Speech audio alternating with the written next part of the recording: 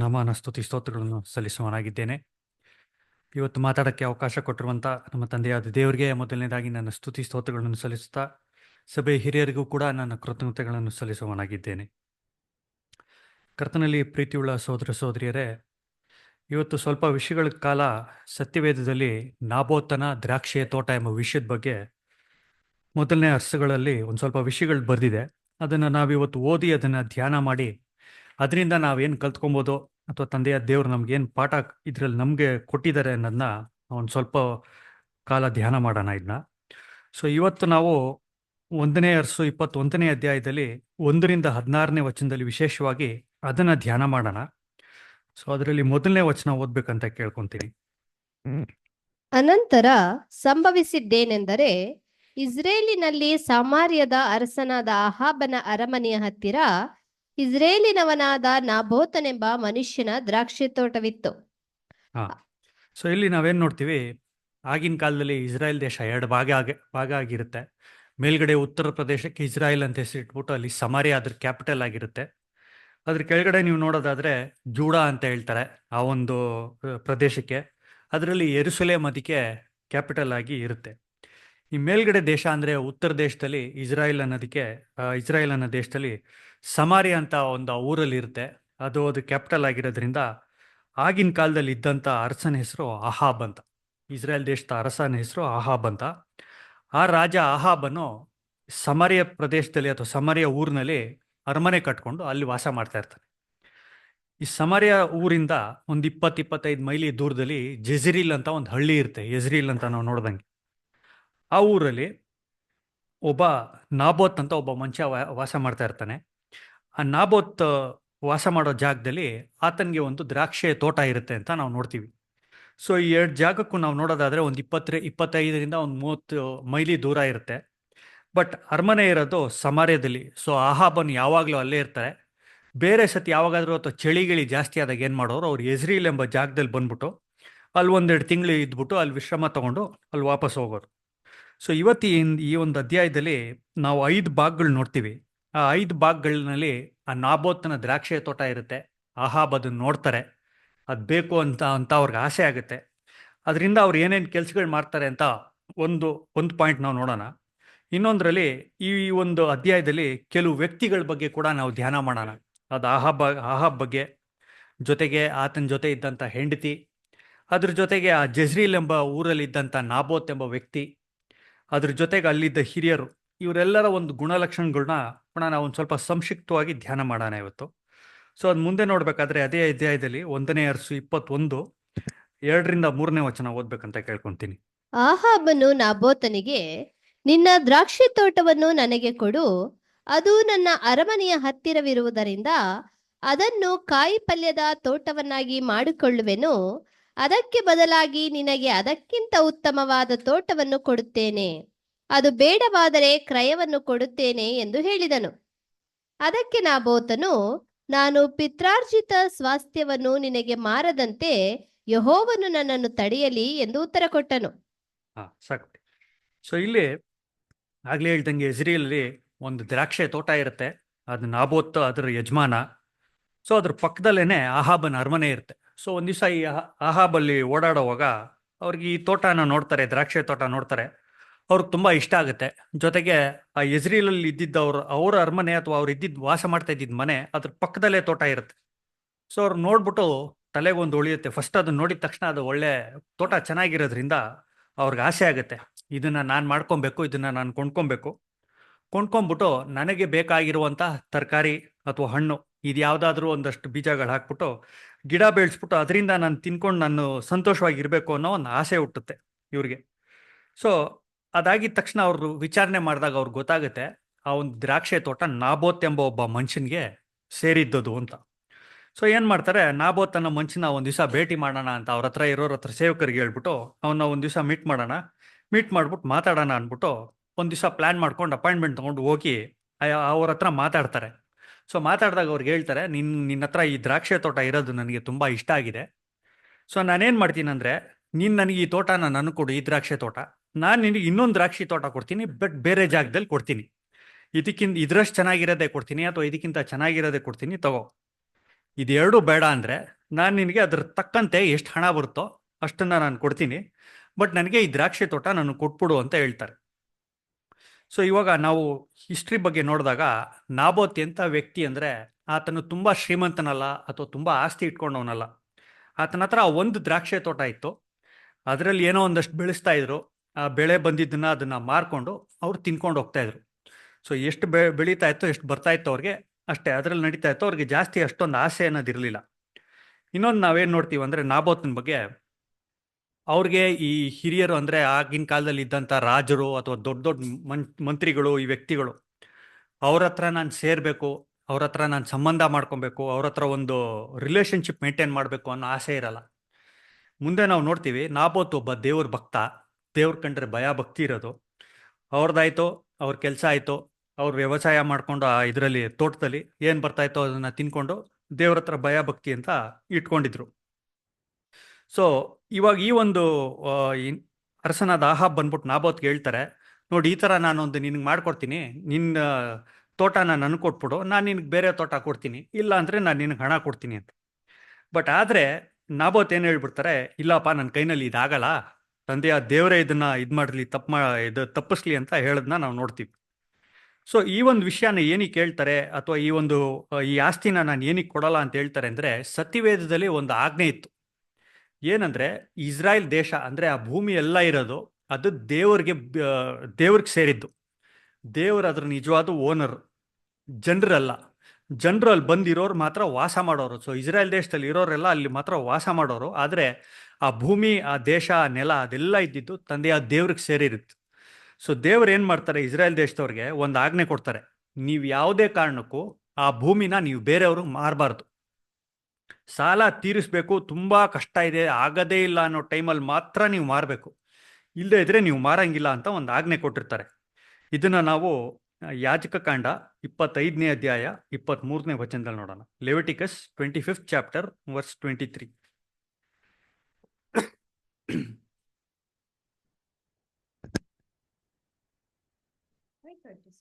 25-23 ಯಾಜಕಕಾಂಡ 25-23. ಓಕೆ. ಭೂಮಿಯನ್ನು ಶಾಶ್ವತವಾಗಿ ವಿಕ್ರಯಿಸಿ ಬಿಡಬಾರದು, ಯಾಕೆಂದರೆ ಆ ಭೂಮಿ ನನ್ನದು. ನೀವಾದರೋ ಪರವಾಸಿಗಳಾಗಿ ನನ್ನ ಆಶ್ರಯದಲ್ಲಿ ಇಳುಕೊಂಡವರೇ. ತಂದೆಯ ದೇವರು ಹೇಳ್ತಾರೆ, ಆ ಭೂಮಿ ನನ್ನದು, ನೀವೆಲ್ಲ ಪ್ರವಾಸಿಗಳು, ನೀವು ಆಶ್ರಯಕ್ಕೋಸ್ಕರ ಇಳ್ಕೊಂಡಿದ್ದೀರಾ. ಸೊ ಇದನ್ನ ನೀವು ಖಂಡಿತವಾಗ್ಲೂ ಯಾವುದೇ ಕಾರಣಕ್ಕೂ ನೀವು ಮಾರಬಾರ್ದು ಅಂತ ಹೇಳ್ತಾರೆ. ಸೊ ಇದು ನಾಬೋತನ ಬಗ್ಗೆ. ಇವಾಗ ನಾವು ಆಹಾಬ್ ಯಾರು ಅಂತ ಒಂದು ಸ್ವಲ್ಪ ನೋಡೋದಾದ್ರೆ, ಈತನ ತಂದೆ ಹೆಸರು ಓಮ್ರಿ ಅಂತ. ಅವರೂ ಇಸ್ರಾಯೇಲ್ ದೇಶದ ಆಳಿದ್ರು.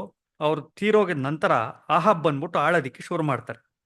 ಸೊ ಈ ಆಹಾಬ್ ಮಂಚದ ಒಂದು ಮೆಂಟಾಲಿಟಿ ಅಥವಾ ಮನಸ್ಥಿತಿ ಹೆಂಗಿತ್ತು ಅಂದರೆ, ಇಸ್ರಾಯೇಲ್ ದೇಶದಲ್ಲಿ ಏನೇ ನೋಡಲಿ, ಅವರು ಯಾವುದೇ ಒಂದು ಆಸ್ತಿ ನೋಡಲಿ, ಯಾವುದೇ ವಸ್ತು ಏನೇ ನೋಡಲಿ, ಎಲ್ಲದನ್ನೂ ಒಂಥರ ವ್ಯಾಪಾರ ಅಂತ ಅನ್ಕೊಂಡ್ಬಿಟ್ಟಿರೋರು. ಅವ್ರದ್ದು ಆ ಥರ ಮನೋಭಾವ. ಇಲ್ಲೊಂದು ಭೂಮಿ ಕಾಣಿಸುತ್ತೆ, ಸೊ ಏನದು, ನಾನು ಕಾಸು ಕೊಟ್ಟು ನಾನು ತೊಗೊಬೋದು. ಅಲ್ಲೊಂದು ಮನೆ ಇದೆ, ಓಕೆ ನನಗೆ ಇಷ್ಟ ಆಯಿತು, ಅದು ನನಗೆ ಬೇಕು, ಸೊ ನಾನು ಕಾಸು ಕೊಟ್ಬಿಟ್ಟು ತೊಗೊತೀನಿ. ಸೊ ಅವ್ರ ಮೆಂಟಾಲಿಟಿ ಏನಿತ್ತು, ವ್ಯಾಪಾರ. ಎಲ್ಲದರಲ್ಲೂ ಹಣ ಕೊಡು, ಕೊಂಡ್ಕೋ, ಅಥವಾ ಅದ್ರ ಈಕ್ವಲೆಂಟಾಗಿ ಇನ್ನೊಂದೇನಾದರೂ ಒಂದು ವಾಪಸ್ ಕೊಟ್ಬಿಟ್ಟು ಅವ್ರಿಗೆ ಇದನ್ನು ತಗೋ. ಸೊ ಈ ಥರ ಒಂದು ಮೆಂಟಾಲಿಟಿ. ಆದರೆ ನಾಬೋತ್ಗೆ ಏನಿತ್ತು ಅಂದರೆ, ಆ ಒಂದು ತೋಟನ ನಾನು ಏನಕ್ಕೆ ಮಾರಲ್ಲ ಅಂದರೆ, ಅದು ನನ್ನ ಪಿತ್ರಾರ್ಜಿತ ಆಸ್ತಿ ಅಂತ.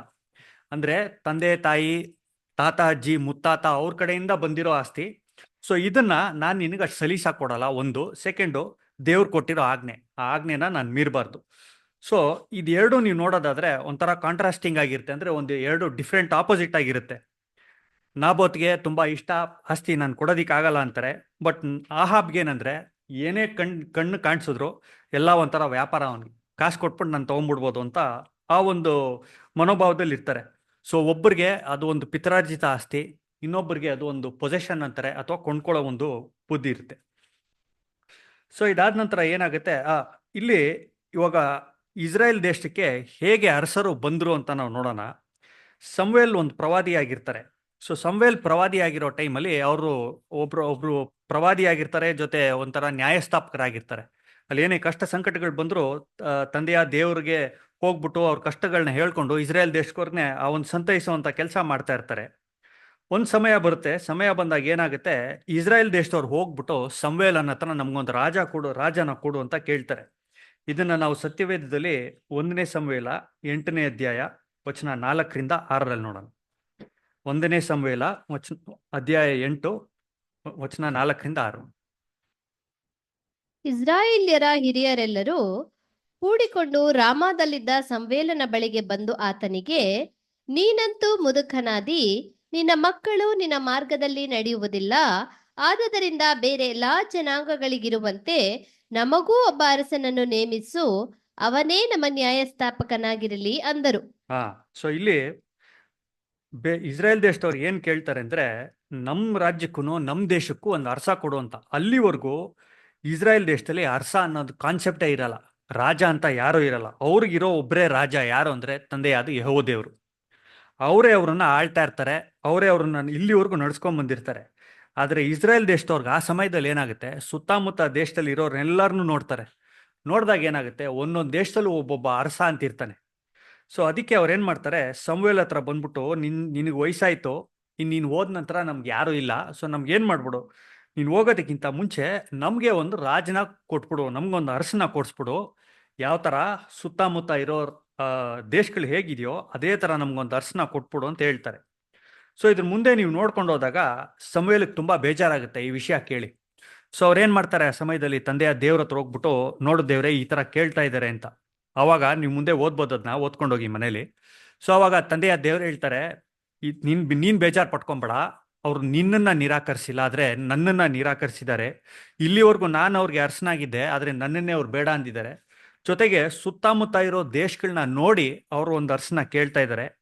ಆದರೆ ನೀನು ಒಂದು ಕೆಲಸ ಮಾಡು, ಅವ್ರಿಗೆ ಅರಸನ ಕೊಡೋದಕ್ಕಿಂತ ಮುಂಚೆ ಒಬ್ಬ ದೇಶಕ್ಕೆ ಅರಸನ ಕೊಟ್ಟರೆ ಅವ್ರಿಗೆ ಏನೇನು ಕೆಟ್ಟದಾಗುತ್ತೆ ಅದನ್ನ ಹೇಳ್ಬಿಟ್ಟು ನೀನು ಆಮೇಲೆ ಅವ್ರಿಗೆ ಅರಸನ ಕೊಡು ಅಂತ ಹೇಳ್ತಾರೆ. ಅದನ್ನ ನಾವು ಅಲ್ಲೇ 10ನೇ ವಚನದಿಂದ 17-18ನೇ ವಚನದವರೆಗೂ ಬರುತ್ತೆ. ಬಟ್ ನಾವು ಇದರಲ್ಲಿ ಇವತ್ತಿನ ಪಾಠಕ್ಕೆ ಒಂದು ವಚನ ಓದೋಣ, ಅದು 14ನೇ ವಚನ. 1ನೇ ಸಮುವೇಲ 8ನೇ ಅಧ್ಯಾಯ 14ನೇ ವಚನ. ನಿಮ್ಮ ಉತ್ತಮವಾದ ಹೊಲಗಳನ್ನು, ದ್ರಾಕ್ಷಿ ತೋಟಗಳನ್ನು, ಎಣ್ಣೆ ಮರದ ತೋಪುಗಳನ್ನು ಕಿತ್ತುಕೊಂಡು ತನ್ನ ಸೇವಕರಿಗೆ ಕೊಡುವನು. ಹಾ, ಸೊ ಇಲ್ಲಿ ಆ ಒಂದಷ್ಟು ವಾರ್ನಿಂಗ್ಸ್ ಕೊಡ್ತಾರೆ. ಆ ವಾರ್ನಿಂಗ್ಸ್ ಅಲ್ಲಿ ಹೇಳ್ತಾರೆ, ಈ ತರ ನೀವೊಬ್ಬ ಅರಸನ ಕರ್ಕೊಂಡ್ರೆ ಇಂತಿಂತ ಕೆಟ್ಟದಾಗತ್ತೆ ಅಂತ. ನಮ್ಮ ಪಾಠಕ್ಕೆ ಉಪಯೋಗ ಆಗುವಂಥದ್ದು ಯಾವುದು ಅಂದರೆ 14ನೇ ವಚನದಲ್ಲಿ ಬರ್ದಿರೋದು, ನಿಮ್ಮ ಹತ್ರ ಏನೇನು ತೋಟ ಇದೆಯೋ, ದ್ರಾಕ್ಷಿ ತೋಟಗಳಿದೆಯೋ, ಜಮೀನಿದೆಯೋ, ಎಣ್ಣೆ ಮರದ ತೋಟಗಳಿದೆಯೋ, ಅದೆಲ್ಲದನ್ನು ಈತನ ತಗೊಂಡ್ಬಿಟ್ಟು ಆತನ ಸೇವಕರಿಗೆ ಕೊಡ್ತಾನೆ ಅನ್ನೋದನ್ನ ಒಂದು ವಾರ್ನಿಂಗ್ ಕೊಟ್ಬಿಟ್ಟು ಹೇಳ್ತಾರೆ ತಂದೆಯ ದೇವರು. ಸೊ ಅವಾಗ ಕೊಟ್ಟಿದ್ದಂಥ ವಾರ್ನಿಂಗು ಅಥವಾ ಅವಾಗ ದೇವರಿಗೆ ಕೊಟ್ಟಂಥ ಎಚ್ಚರಿಕೆ ಮಾತು ಇವಾಗ ನೆರವೇರೋದನ್ನ ನಾವು ನೋಡ್ತೀವಿ. ಆಹಾ ಬಂದ್ಬಿಟ್ಟು ನಾಬೋತನ ಹತ್ರ ಕೇಳ್ತಾರೆ, ನಿನ್ನ ತೋಟನ ನಾನು ಕೊಡು ಅಂತ. ಈಗ ಮುಂದೆ ಹೋಗೋಣ. ಮೊದಲನೇ ಅರಸುಗಳು 21ನೇ ಅಧ್ಯಾಯ ವಚನ 4ರಿಂದ 7. ನನ್ನ ಪಿತ್ರಾರ್ಜಿತ ಸ್ವಾಸ್ಥ್ಯವನ್ನು ನಿನಗೆ ಕೊಡುವುದಿಲ್ಲವೆಂದು ನಾಬೋತನು ಹೇಳಿದ್ದರಿಂದ ಆಹಾಬನು ಸಿಟ್ಟಿನಿಂದ ಗಂಟು ಮೋರೆ ಮಾಡಿಕೊಂಡು ಮನೆಗೆ ಹೋಗಿ ಊಟ ಮಾಡಲೊಲ್ಲದೆ ಮಂಚದ ಮೇಲೆ ಮಲಗಿ ಗೋಡೆಯ ಕಡೆ ಮುಖ ತಿರುಗಿಸಿಕೊಂಡನು. ಆಗ ಅವನ ಹೆಂಡತಿಯಾದ ಇಜ್ಬೇಲಳು ಅವನ ಬಳಿಗೆ ಬಂದು ಅವನನ್ನು, ನೀನು ಯಾಕೆ ಊಟ ಮಾಡುವುದಿಲ್ಲ, ನಿನಗೆ ಯಾವ ಚಿಂತೆ ಇರುತ್ತದೆ ಎಂದು ಕೇಳಲು ಅವನು, ನಾನು ಇಜ್ರೇಲಿನವನಾದ ನಾಬೋತನಿಗೆ, ನಿನ್ನ ದ್ರಾಕ್ಷಿ ತೋಟವನ್ನು ನನಗೆ ಮಾರಿಬಿಡು, ಹಣ ಬೇಡವಾದರೆ ನಿನಗೆ ಬೇರೊಂದು ದ್ರಾಕ್ಷಿ ತೋಟವನ್ನು ಕೊಡುತ್ತೇನೆ ಎಂಬುದಾಗಿ ಹೇಳಿದೆನು. ಆದರೆ ಅವನು ಕೊಡುವುದಿಲ್ಲ ಅಂದನು ಎಂದು ಉತ್ತರ ಕೊಟ್ಟನು. ಆಗ ಅವನ ಹೆಂಡತಿಯಾದ ಇಜ್ಬೇಲಳು ಅವನಿಗೆ, ನೀನು ಇಸ್ರಾಯೇಲರ ಅರಸನೋ, ಎದ್ದು ಊಟ ಮಾಡಿ ಸಂತೋಷದಿಂದಿರು, ನಾನು ನಿನಗೆ ಇಜ್ರೇಲಿನವನಾದ ನಾಬೋತನ ದ್ರಾಕ್ಷಿ ತೋಟವನ್ನು ಕೊಡುತ್ತೇನೆ ಎಂದು ನುಡಿದು ಆಹಾಬನ ಹೆಸರಿನಲ್ಲಿ ಒಂದು ಸಾಕು ಬಿಡಿ ಸಿಸ್ಟರ್. ಸೊ ಇಲ್ಲಿ ನಾವು ನೋಡಿದಾಗ ನಾಬೋತ್ ಡೈರೆಕ್ಟ್ ಆಗಿ, ಇಲ್ಲಪ್ಪ ಇದಾಗಲ್ಲ, ಇದ್ರ ಪಿತ್ರಾರ್ಜಿತ ಆಸ್ತಿ, ನಾನಿನ್ನು ಕೊಡೋಕ್ಕಾಗಲ್ಲ, ಇದು ತಂದೆಯ ದೇವ್ರ ವಿರುದ್ಧವಾಗಿದೆ ಅಂತ ಹೇಳಿದ ತಕ್ಷಣ ನಾಬೋತ್ಗೆ ಅಪ್ಸೆಟ್ ಆಗ್ಬಿಡ್ತದೆ. ಒಂದು ಕಡೆ ಕೋಪ ಬರುತ್ತೆ, ಇನ್ನೊಂದು ಕಡೆ ತುಂಬ ಬೇಸರ ಆಗುತ್ತೆ. ಅವ್ನ ತಲೆನಲ್ಲಿ ಏನೇನೋ ಪ್ಲ್ಯಾನ್ ಇಟ್ಕೊಂಡು ಬಂದಿರ್ತಾರೆ. ನಾಬೋತ್ ಹತ್ರ ನಾನು ಕೊಂಡ್ಕೊಂಡ್ಬಿಟ್ಟು ಅಲ್ಲಿ ನಾನು ಗಿಡ ಹಣ್ಣು ಇದಿರೋ ಒಂದು ಗಿಡ ಮರಗಳು ಬೆಳೆಸ್ಬಿಟ್ಟು ಅದರಲ್ಲಿ ನಾನು ನೋಡ್ಕೊಂಡು ಸಮಾಧಾನವಾಗಿ ನೆಮ್ಮದಿಯಾಗಿ ಅರಮನೆ ಹತ್ರ ಇರ್ಬೋದು ಅಂತ ಒಂದು ಪ್ಲ್ಯಾನ್ ಇಟ್ಕೊಂಡು ಬರ್ತಾರೆ. ಯಾವಾಗ ಒಂದೇ ಸತಿ ನಾಬೋತ್ ಇಲ್ಲ ಆಗಲ್ಲ, ಇದು ದೇವ್ರು ನನ್ಗೆ ಹೇಳಿದ್ದಾರೆ ಅಂತ ಅಂದ್ಬಿಡ್ತೋ, ತುಂಬ ಬೇಜಾರಾಗ್ಬಿಡುತ್ತೆ ಆಹಾಬನ್ಗೆ. ಗಮನದಲ್ಲಿ ಇಟ್ಕೊಳ್ಳಿ, ಆಹಾಬ್ ಆಗಿನ ಸಮಯದಲ್ಲಿ ಇಸ್ರಾಯೇಲ್ ದೇಶದ ಅರಸ. ಆತನಿಗೆ ಎಷ್ಟೊಂದು ಆಸ್ತಿ ಇರುತ್ತೆ, ಸಂಪತ್ತಿರುತ್ತೆ, ತೋಟಗಳೇನು, ತಿನ್ನೋದಕ್ಕೆ ಆಹಾರ, ಒಳ್ಳೆ ಆಹಾರ ಸಿಗುತ್ತೆ. ಆತನ ಅರಸನಾಗಿರೋದ್ರಿಂದ ಆ ದೇಶದಲ್ಲಿ ಉತ್ತಮವಾಗಿರೋಂಥದ್ದು ಫಸ್ಟ್ ಕ್ವಾಲಿಟಿ, ಹೈ ಕ್ವಾಲಿಟಿ ಊಟ, ಆಹಾರ, ಹಣ್ಣು ಹಂಪಲ ಎಲ್ಲ ಸಿಗುತ್ತೆ ತಿನ್ನೋದಕ್ಕೆ. ಆದರೆ ಈತನಿಗೆ ಆ ಒಂದು ತೋಟದ ಮೇಲೆ ಆಸೆ ಇದ್ದಿದ್ದಕ್ಕೆ ಎಷ್ಟು ಬೇಜಾರಾಗುತ್ತೆ ನೋಡಿ. ಸೊ ಇದಾದ ನಂತರ ಆತನಿಗೆ ಬೇಜಾರಾಗ್ಬಿಟ್ಟು ಅರಮನೆಗೆ ವಾಪಸ್ ಬಂದ್ಬಿಟ್ಟು ಚಿಕ್ಕ ಮಗು ಥರ ಮುನಿಸ್ಕೊಂಡು ಗೋಡೆ ಕಡೆ ತಿರ್ಕೊಂಡು ಮಲ್ಕೊಂಡ್ಬಿಟ್ಟು ಊಟನೂ ಮಾಡೋದಿಲ್ಲ. ಆಗ ತನ್ನ ಹೆಂಡತಿ ಬಂದ್ಬಿಟ್ಟು ಇದನ್ನೆಲ್ಲ ಕೇಳ್ಬಿಟ್ಟು ನೋಡಿದಾಗ ಅವಳು, ಅಯ್ಯೋ ಪರವಾಗಿಲ್ಲ ಬಿಡು, ನೀನು ಇಸ್ರೇಲ್ ದೇಶದ ಅರಸ ತಾನೆ, ನಾನು ನಿನಗೆ ಅದನ್ನು ಕೊಡಿಸ್ತೀನಿ ಅಂದ್ಬಿಟ್ಟು ಅವಳು ಒಂದು ಪ್ಲ್ಯಾನ್ ಮಾಡ್ತಾಳೆ. ಆ ಪ್ಲ್ಯಾನ್ನ ನಾವು ನೋಡೋಣ ಅಲ್ಲೇ ಮುಂದೆ 8ರಿಂದ 10ನೇ ವಚನ. ಆಹಾಬನ ಹೆಸರಿನಲ್ಲಿ ಒಂದು ಪತ್ರವನ್ನು ಬರೆದು ಅದಕ್ಕೆ ಅವನ ಮುದ್ರೆ ಹಾಕಿ ಅದನ್ನು ನಾಬೋತನ ಊರಿನಲ್ಲಿದ್ದ ಎಲ್ಲಾ ಪ್ರಧಾನ ಪುರುಷರಿಗೂ ಹಿರಿಯರಿಗೂ ಕಳುಹಿಸಿದಳು. ಅದರಲ್ಲಿ ಎಲ್ಲರೂ ಉಪವಾಸ ಮಾಡಬೇಕೆಂದು ಪ್ರಕಟಿಸಿ ನಾಬೋತನನ್ನು ನೆರೆದ ಸಭೆಯ ಮುಂದೆ ನಿಲ್ಲಿಸಿ, ಅವನು ದೇವರನ್ನು ಅರಸನನ್ನು ಶಪಿಸಿದವನು ಎಂಬುದಾಗಿ 2 ದುಷ್ಟ ಮನುಷ್ಯರಿಂದ ಅವನಿಗೆ ವಿರೋಧವಾಗಿ ಸಾಕ್ಷಿ ಹೇಳಿಸಿ ಅವನನ್ನು ಹೊರಗೆ ಒಯ್ದು ಕಲ್ಲೆಸೆದು ಕೊಲ್ಲಿರಿ ಎಂದು ಬರೆದಿದ್ದಳು. ಸಾಕು ಸಿಸ್ಟರ್. ಸೊ ಇಲ್ಲಿ ನೋಡ್ಬೇಕಾದ್ರೆ ಇವಾಗ ಜೆಜ್ಬೇಲ್ ಆತನ ಹೆಂಡತಿ ಇವಳು ಬಂದ್ಬಿಟ್ಟು, ಸರಿ ನಿನಗೆ ತುಂಬ ಬೇಜಾರಾಗಿದೆಯಾ, ನಾನು ಈ ವಿಷಯ ನೋಡ್ಕೊತೀನಿ ಬಿಡು ಅಂದ್ಬಿಟ್ಟು ಇವಾಗ ಇವಳೊಂದು ಪ್ಲ್ಯಾನ್ ಆಗ್ತಾಳೆ. ನಾವು ಮುಂದೆ ನೋಡ್ತೀವಿ ಜೆಜ್ಬೇಲ್ ಇವಳ ಬ್ಯಾಕ್ಗ್ರೌಂಡು, ಇವ್ರು ಯಾರು ಅಂತಂದರೆ ಪಕ್ಕದಲ್ಲಿರೋ ಸೀದೋನ್ ದೇಶದ ಅರಸನ ಮಗಳಾಗಿರ್ತಾಳೆ ಇವಳು. ಎತ್ಬಾಲ್ ಅಂತ ಇವ್ರ ತಂದೆ ಹೆಸರು. ಇವರೆಲ್ಲ ವಿಗ್ರಹಾರಾಧಕರು, ಬಾಲ್ ದೇವ್ರನ್ನ ಪೂಜೆ ಮಾಡುವಂಥ ಸ್ತ್ರೀ ಈಕೆ ಆಹಾಬನ್ ಮದುವೆ ಆಗಿರ್ತಾಳೆ. ಸೊ ಈಕೆ ಬಂದ್ಬಿಟ್ಟು ಅವ್ರ ಅರಮನೆಯಲ್ಲಿ ಈ ಥರ ಹಿಂಗಾಗಿದೆ ಅಂತ ಗೊತ್ತಾದಾಗ ಒಂದು ಪ್ಲ್ಯಾನ್ ಮಾಡ್ತಾಳೆ, ಒಂದು ಪತ್ರ ಬರೆಸ್ತಾಳೆ. ಆ ಪತ್ರದಲ್ಲಿ ಏನು ಬರೆಸ್ತಾಳೆ ಅಂದರೆ, ಎಜ್ರೀಲ್ ಊರಲ್ಲಿ ಯಾರ್ಯಾರು ಹಿರಿಯರು ಇರ್ತಾರೋ ಅಲ್ಲಿರೋರಿಗೆ ಒಂದು ಪತ್ರ ಬರೆಸ್ಬಿಟ್ಟು, ಇವನು ದೇವ್ರ ದೂಷಣೆ ಮಾಡಿದ್ದಾನೆ, ಸೊ ಇವನ್ನ ಒಂದು ನ್ಯಾಯ ಪಂಚಾಯಿತಿ ಮಾಡಿಸಿ ಆತನ 2 ಕೆಟ್ಟ ಮನುಷ್ಯರನ್ನ ಅವನ ವಿರುದ್ಧವಾಗಿ ಸುಳ್ಳು ಸಾಕ್ಷಿ ಹೇಳೋ ಥರ ಮಾಡಿ ಆತನ ನೀವು ಕಲ್ಲಿಡಿದು ಸಾಯಿಸ್ಬೇಕು ಅಂತ ಹೇಳ್ತಾರೆ. ಈಕೆ ಬಗ್ಗೆ ನಾವು ಒಂದು ಸ್ವಲ್ಪ ವಿಷಯಗಳು ನೋಡೋದಾದರೆ, ಯೆಜ್ಬೇಲು ಈಕೆ ತುಂಬ ಜಾಣೆ, ಅಂದರೆ ತುಂಬ ಬುದ್ಧಿವಂತೆ, ಅದೇ ಇದರಲ್ಲಿ ಕೆಟ್ಟ ಬುದ್ಧಿ ಜಾಸ್ತಿ ಅಂತ ನಾವು ನೋಡ್ತೀವಿ. ಇವಳು ಬಾಲ್ ದೇವತೆನ ಆರಾಧನೆ ಮಾಡ್ತಾ ಇದ್ಲು. ಇವಳು ವಿಗ್ರಹಾರಾಧಕಳು. ಈಕೆಗೆ ಯೆಹೋ ದೇವ್ರ ಬಗ್ಗೆ ಅಷ್ಟು ಇಷ್ಟ ಇರೋದಿಲ್ಲ, ಅಥವಾ ಯೆಹೋ ದೇವ್ರು ಯಾರ್ಯಾರು ಸೇವೆ ಮಾಡ್ತಾರೋ ಅವ್ರ ಪ್ರವಾದಿಗಳನ್ನ ಕೊಲ್ಲೋದಿಕ್ಕೆ ಹೋಗಿರ್ತಾಳೆ.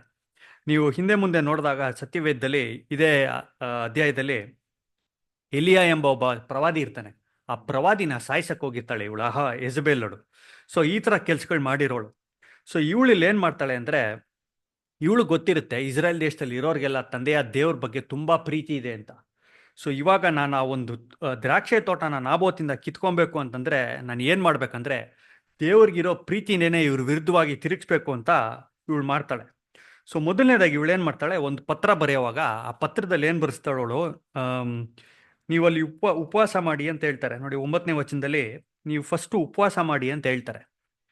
ಹಿಂದಿನ ಕಾಲದಲ್ಲಿ ಉಪವಾಸ ಏನಕ್ಕೆ ಮಾಡಬೇಕಾಗಿತ್ತು, ಅಥವಾ ಈಕೆ ಏನಕ್ಕೆ ಉಪವಾಸ ಮಾಡಬೇಕಾಗಿತ್ತು? ಇಲ್ಲಿ ಸುಮ್ಮನೆ ಒಂದು ಸುಳ್ಳಪ್ಪಾದನೆ ಹೊರಿಸಿ ಆತನನ್ನು ಕಲ್ಲೆತ್ತು ಸಾಯಿಸ್ಬೋದಾಗಿತ್ತು. ಬಟ್ ಆದರೆ ಇಲ್ಲಿ ಒಂದು ಫಾಸ್ಟಿಂಗ್ ಮಾಡಿ ಅಥವಾ ಉಪವಾಸ ಮಾಡಿ ಅಂತ ಹೇಳ್ತಾರೆ.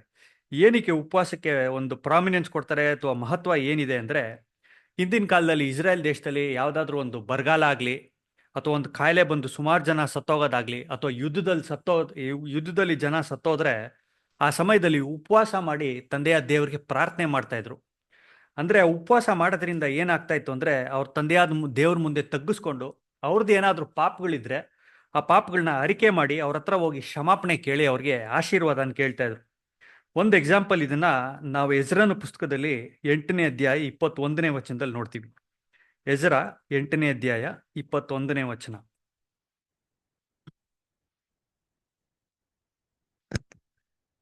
ಆಮೇಲೆ ಆ ಅಹಾವಾ ನದಿಯ ಬಳಿಯಲ್ಲಿ ನಾವು ಉಪವಾಸದಿಂದಿದ್ದು ನಮ್ಮ ದೇವರ ಮುಂದೆ ನಮ್ಮನ್ನು ತಗ್ಗಿಸಿಕೊಂಡು ನಮಗೂ ನಮ್ಮ ಮನೆಯವರಿಗೂ ನಮ್ಮ ಎಲ್ಲಾ ಆಸ್ತಿಗೂ ಪ್ರಯಾಣದಲ್ಲಿ ಶುಭವನ್ನು ಕೇಳಿಕೊಳ್ಳಬೇಕೆಂದು ಪ್ರಕಟಿಸಿದೆನು. ಸೊ ಇಲ್ಲಿ ಈ ಸಂದರ್ಭದಲ್ಲಿ ಏನಕ್ಕೆ ಒಂದು ಉಪವಾಸ ಮಾಡ್ತಾರೆ ಅಂದ್ರೆ, ಜೆಜಬೇಲ್ ರಾಣಿ ಏನ್ ಮಾಡಿಸ್ತಾಳೆ, ಇಲ್ಲಿ ತುಂಬಾ ದೇವದೂಷಣೆ ನಡೆದ್ಬಿಟ್ಟಿದೆ, ಅರಸನ ವಿರುದ್ಧವಾಗಿ ಕೆಟ್ಟ ಮಾತುಗಳು ಆಡ್ಬಿಟ್ಟಿದ್ದಾನೆ. ಸೊ ಇವಾಗ ನಾವೇನ್ ಮಾಡ್ಬೇಕು, ದೇವ್ರ ಮುಂದೆ ತಗ್ಗಿಸ್ಕೊಂಡು ಪಶ್ಚಾತ್ತಾಪ ಪಟ್ಟು ಆತನ ಕ್ಷಮಾಪಣೆ ಕೇಳೋ ಥರ ಒಂದು ಇದು ಮಾಡೋದಕ್ಕೆ, ಒಂದು ಸೀನ್ ಕ್ರಿಯೇಟ್ ಮಾಡೋದಕ್ಕೆ ಏನು ಮಾಡ್ತಾರೆ, ಒಂದು ಉಪವಾಸ ಮಾಡೋಣ ಅಂತ ಹೇಳೋದನ್ನ ನಾವು ನೋಡ್ತೀವಿ. ಸೊ ಇದರಲ್ಲಿ ಜೆಜಬೇಲ್ ರಾಣಿ, ನಾನು ಆಗಲೇ ಹೇಳಿದೆ, ಆಕೆ ತುಂಬ ಬುದ್ಧಿವಂತೆ. ಏನಕ್ಕೆ ಅಂದರೆ ಈಕೆ ತಂದೆಯಾದ ದೇವರ ಪ್ರವಾದಿಗಳನ್ನ ಬೈಯೋಳು ಅಥವಾ ಅವ್ರನ್ನ ಹೊಡೆಯೋರು ಅಥವಾ ತುಂಬಾ ಶಿಕ್ಷೆ ಕೊಡೋಳು. ಆದ್ರೆ ಈ ಸಮಯದಲ್ಲಿ ಈಕೆನೆ ಆ ಕೆಲಸನ ಮಾಡೋದನ್ನ ನಾವು ನೋಡ್ತೀವಿ. ತಂದೆಯ ದೇವ್ರಿಗೆ ಯಾರಾದ್ರೂ ಇದು ವಿಧೇಯರಾಗಿದ್ರೋ ಅವರ ಒಂದು ವಿಧೇಯತೆಯನ್ನು ಉಪಯೋಗಿಸ್ಕೊಂಡು ಅವ್ರ ವಿರುದ್ಧವಾಗಿನೇ ಯೂಸ್ ಮಾಡೋದನ್ನ ನಾವು ನೋಡ್ತೀವಿ. ಸೊ ಈ ಒಂದು ದೇವ್ರಿಗೆ ದೂಷಣೆ ಮಾಡಿದಾಗ ಏನು ಒಂದು ಶಿಕ್ಷೆ ಇತ್ತು ಆಗಿನ ಕಾಲದಲ್ಲಿ ಅಂತ ಯಾಜಕಕಾಂಡ 24ನೇ ಅಧ್ಯಾಯ 14ರಿಂದ 16ನೇ ವಚನ. 24 14ರಿಂದ 16.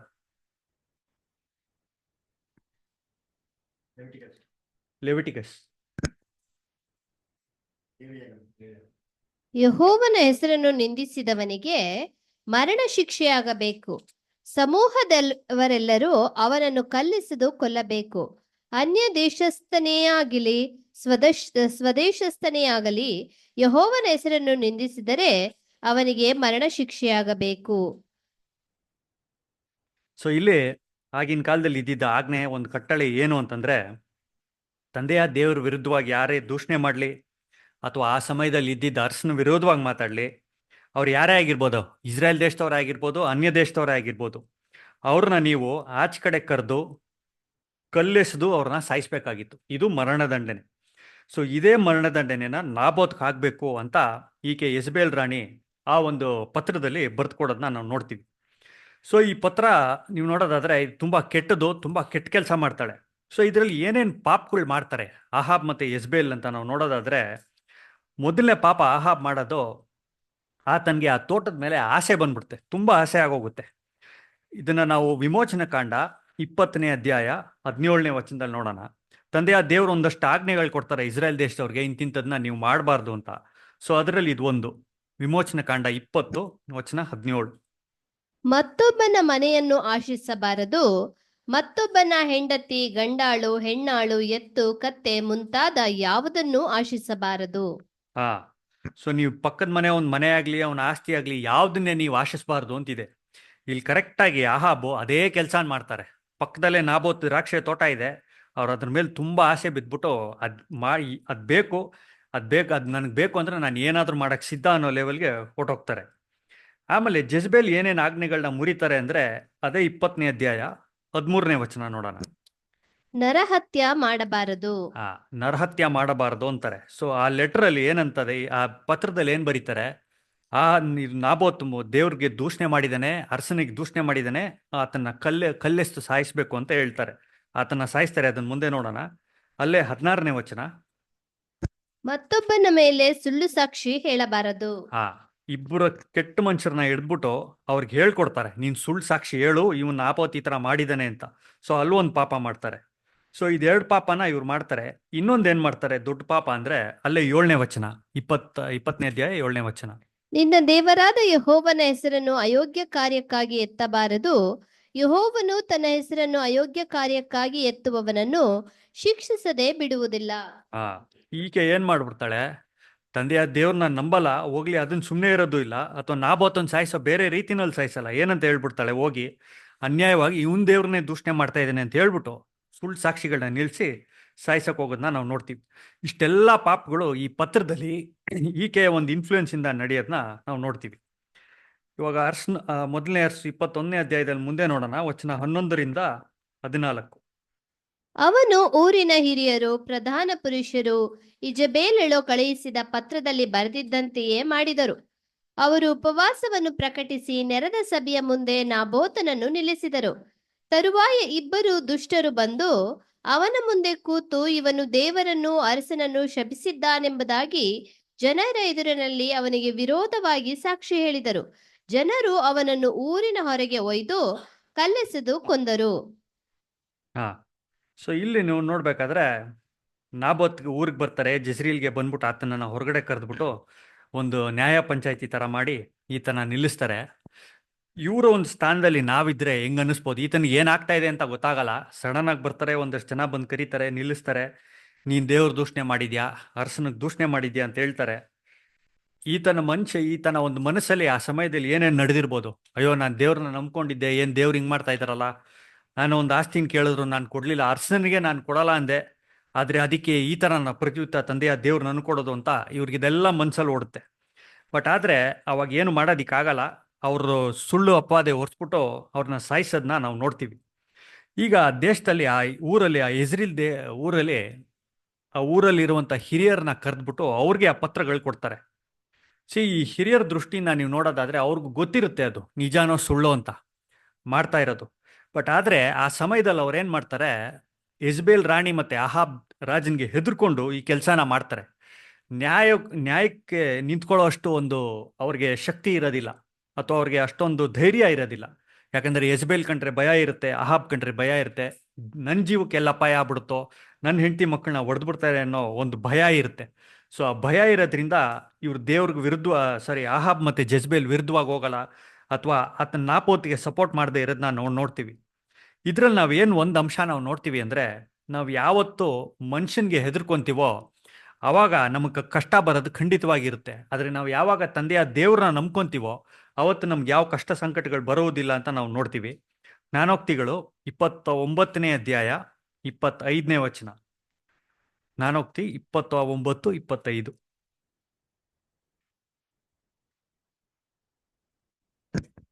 ಮನುಷ್ಯನ ಭಯ ಉರುಲು, ಯೆಹೋವನ ಭರವಸ ಉದ್ಧಾರ. ಸೊ ಯೆಹೋವನಲ್ಲಿ ಯಾರು ಭರವಸೆ ಇರ್ತಾರೋ ಅವ್ರು ಉದ್ಧಾರ ಆಗ್ತಾರೆ ಅಂತ ನಾವು ನೋಡ್ತೀವಿ. ಅಲ್ಲೇ ಪಕ್ಕದಲ್ಲಿ ಪ್ರಸಂಗಿ 12ನೇ ಅಧ್ಯಾಯ 14ನೇ ವಚನ.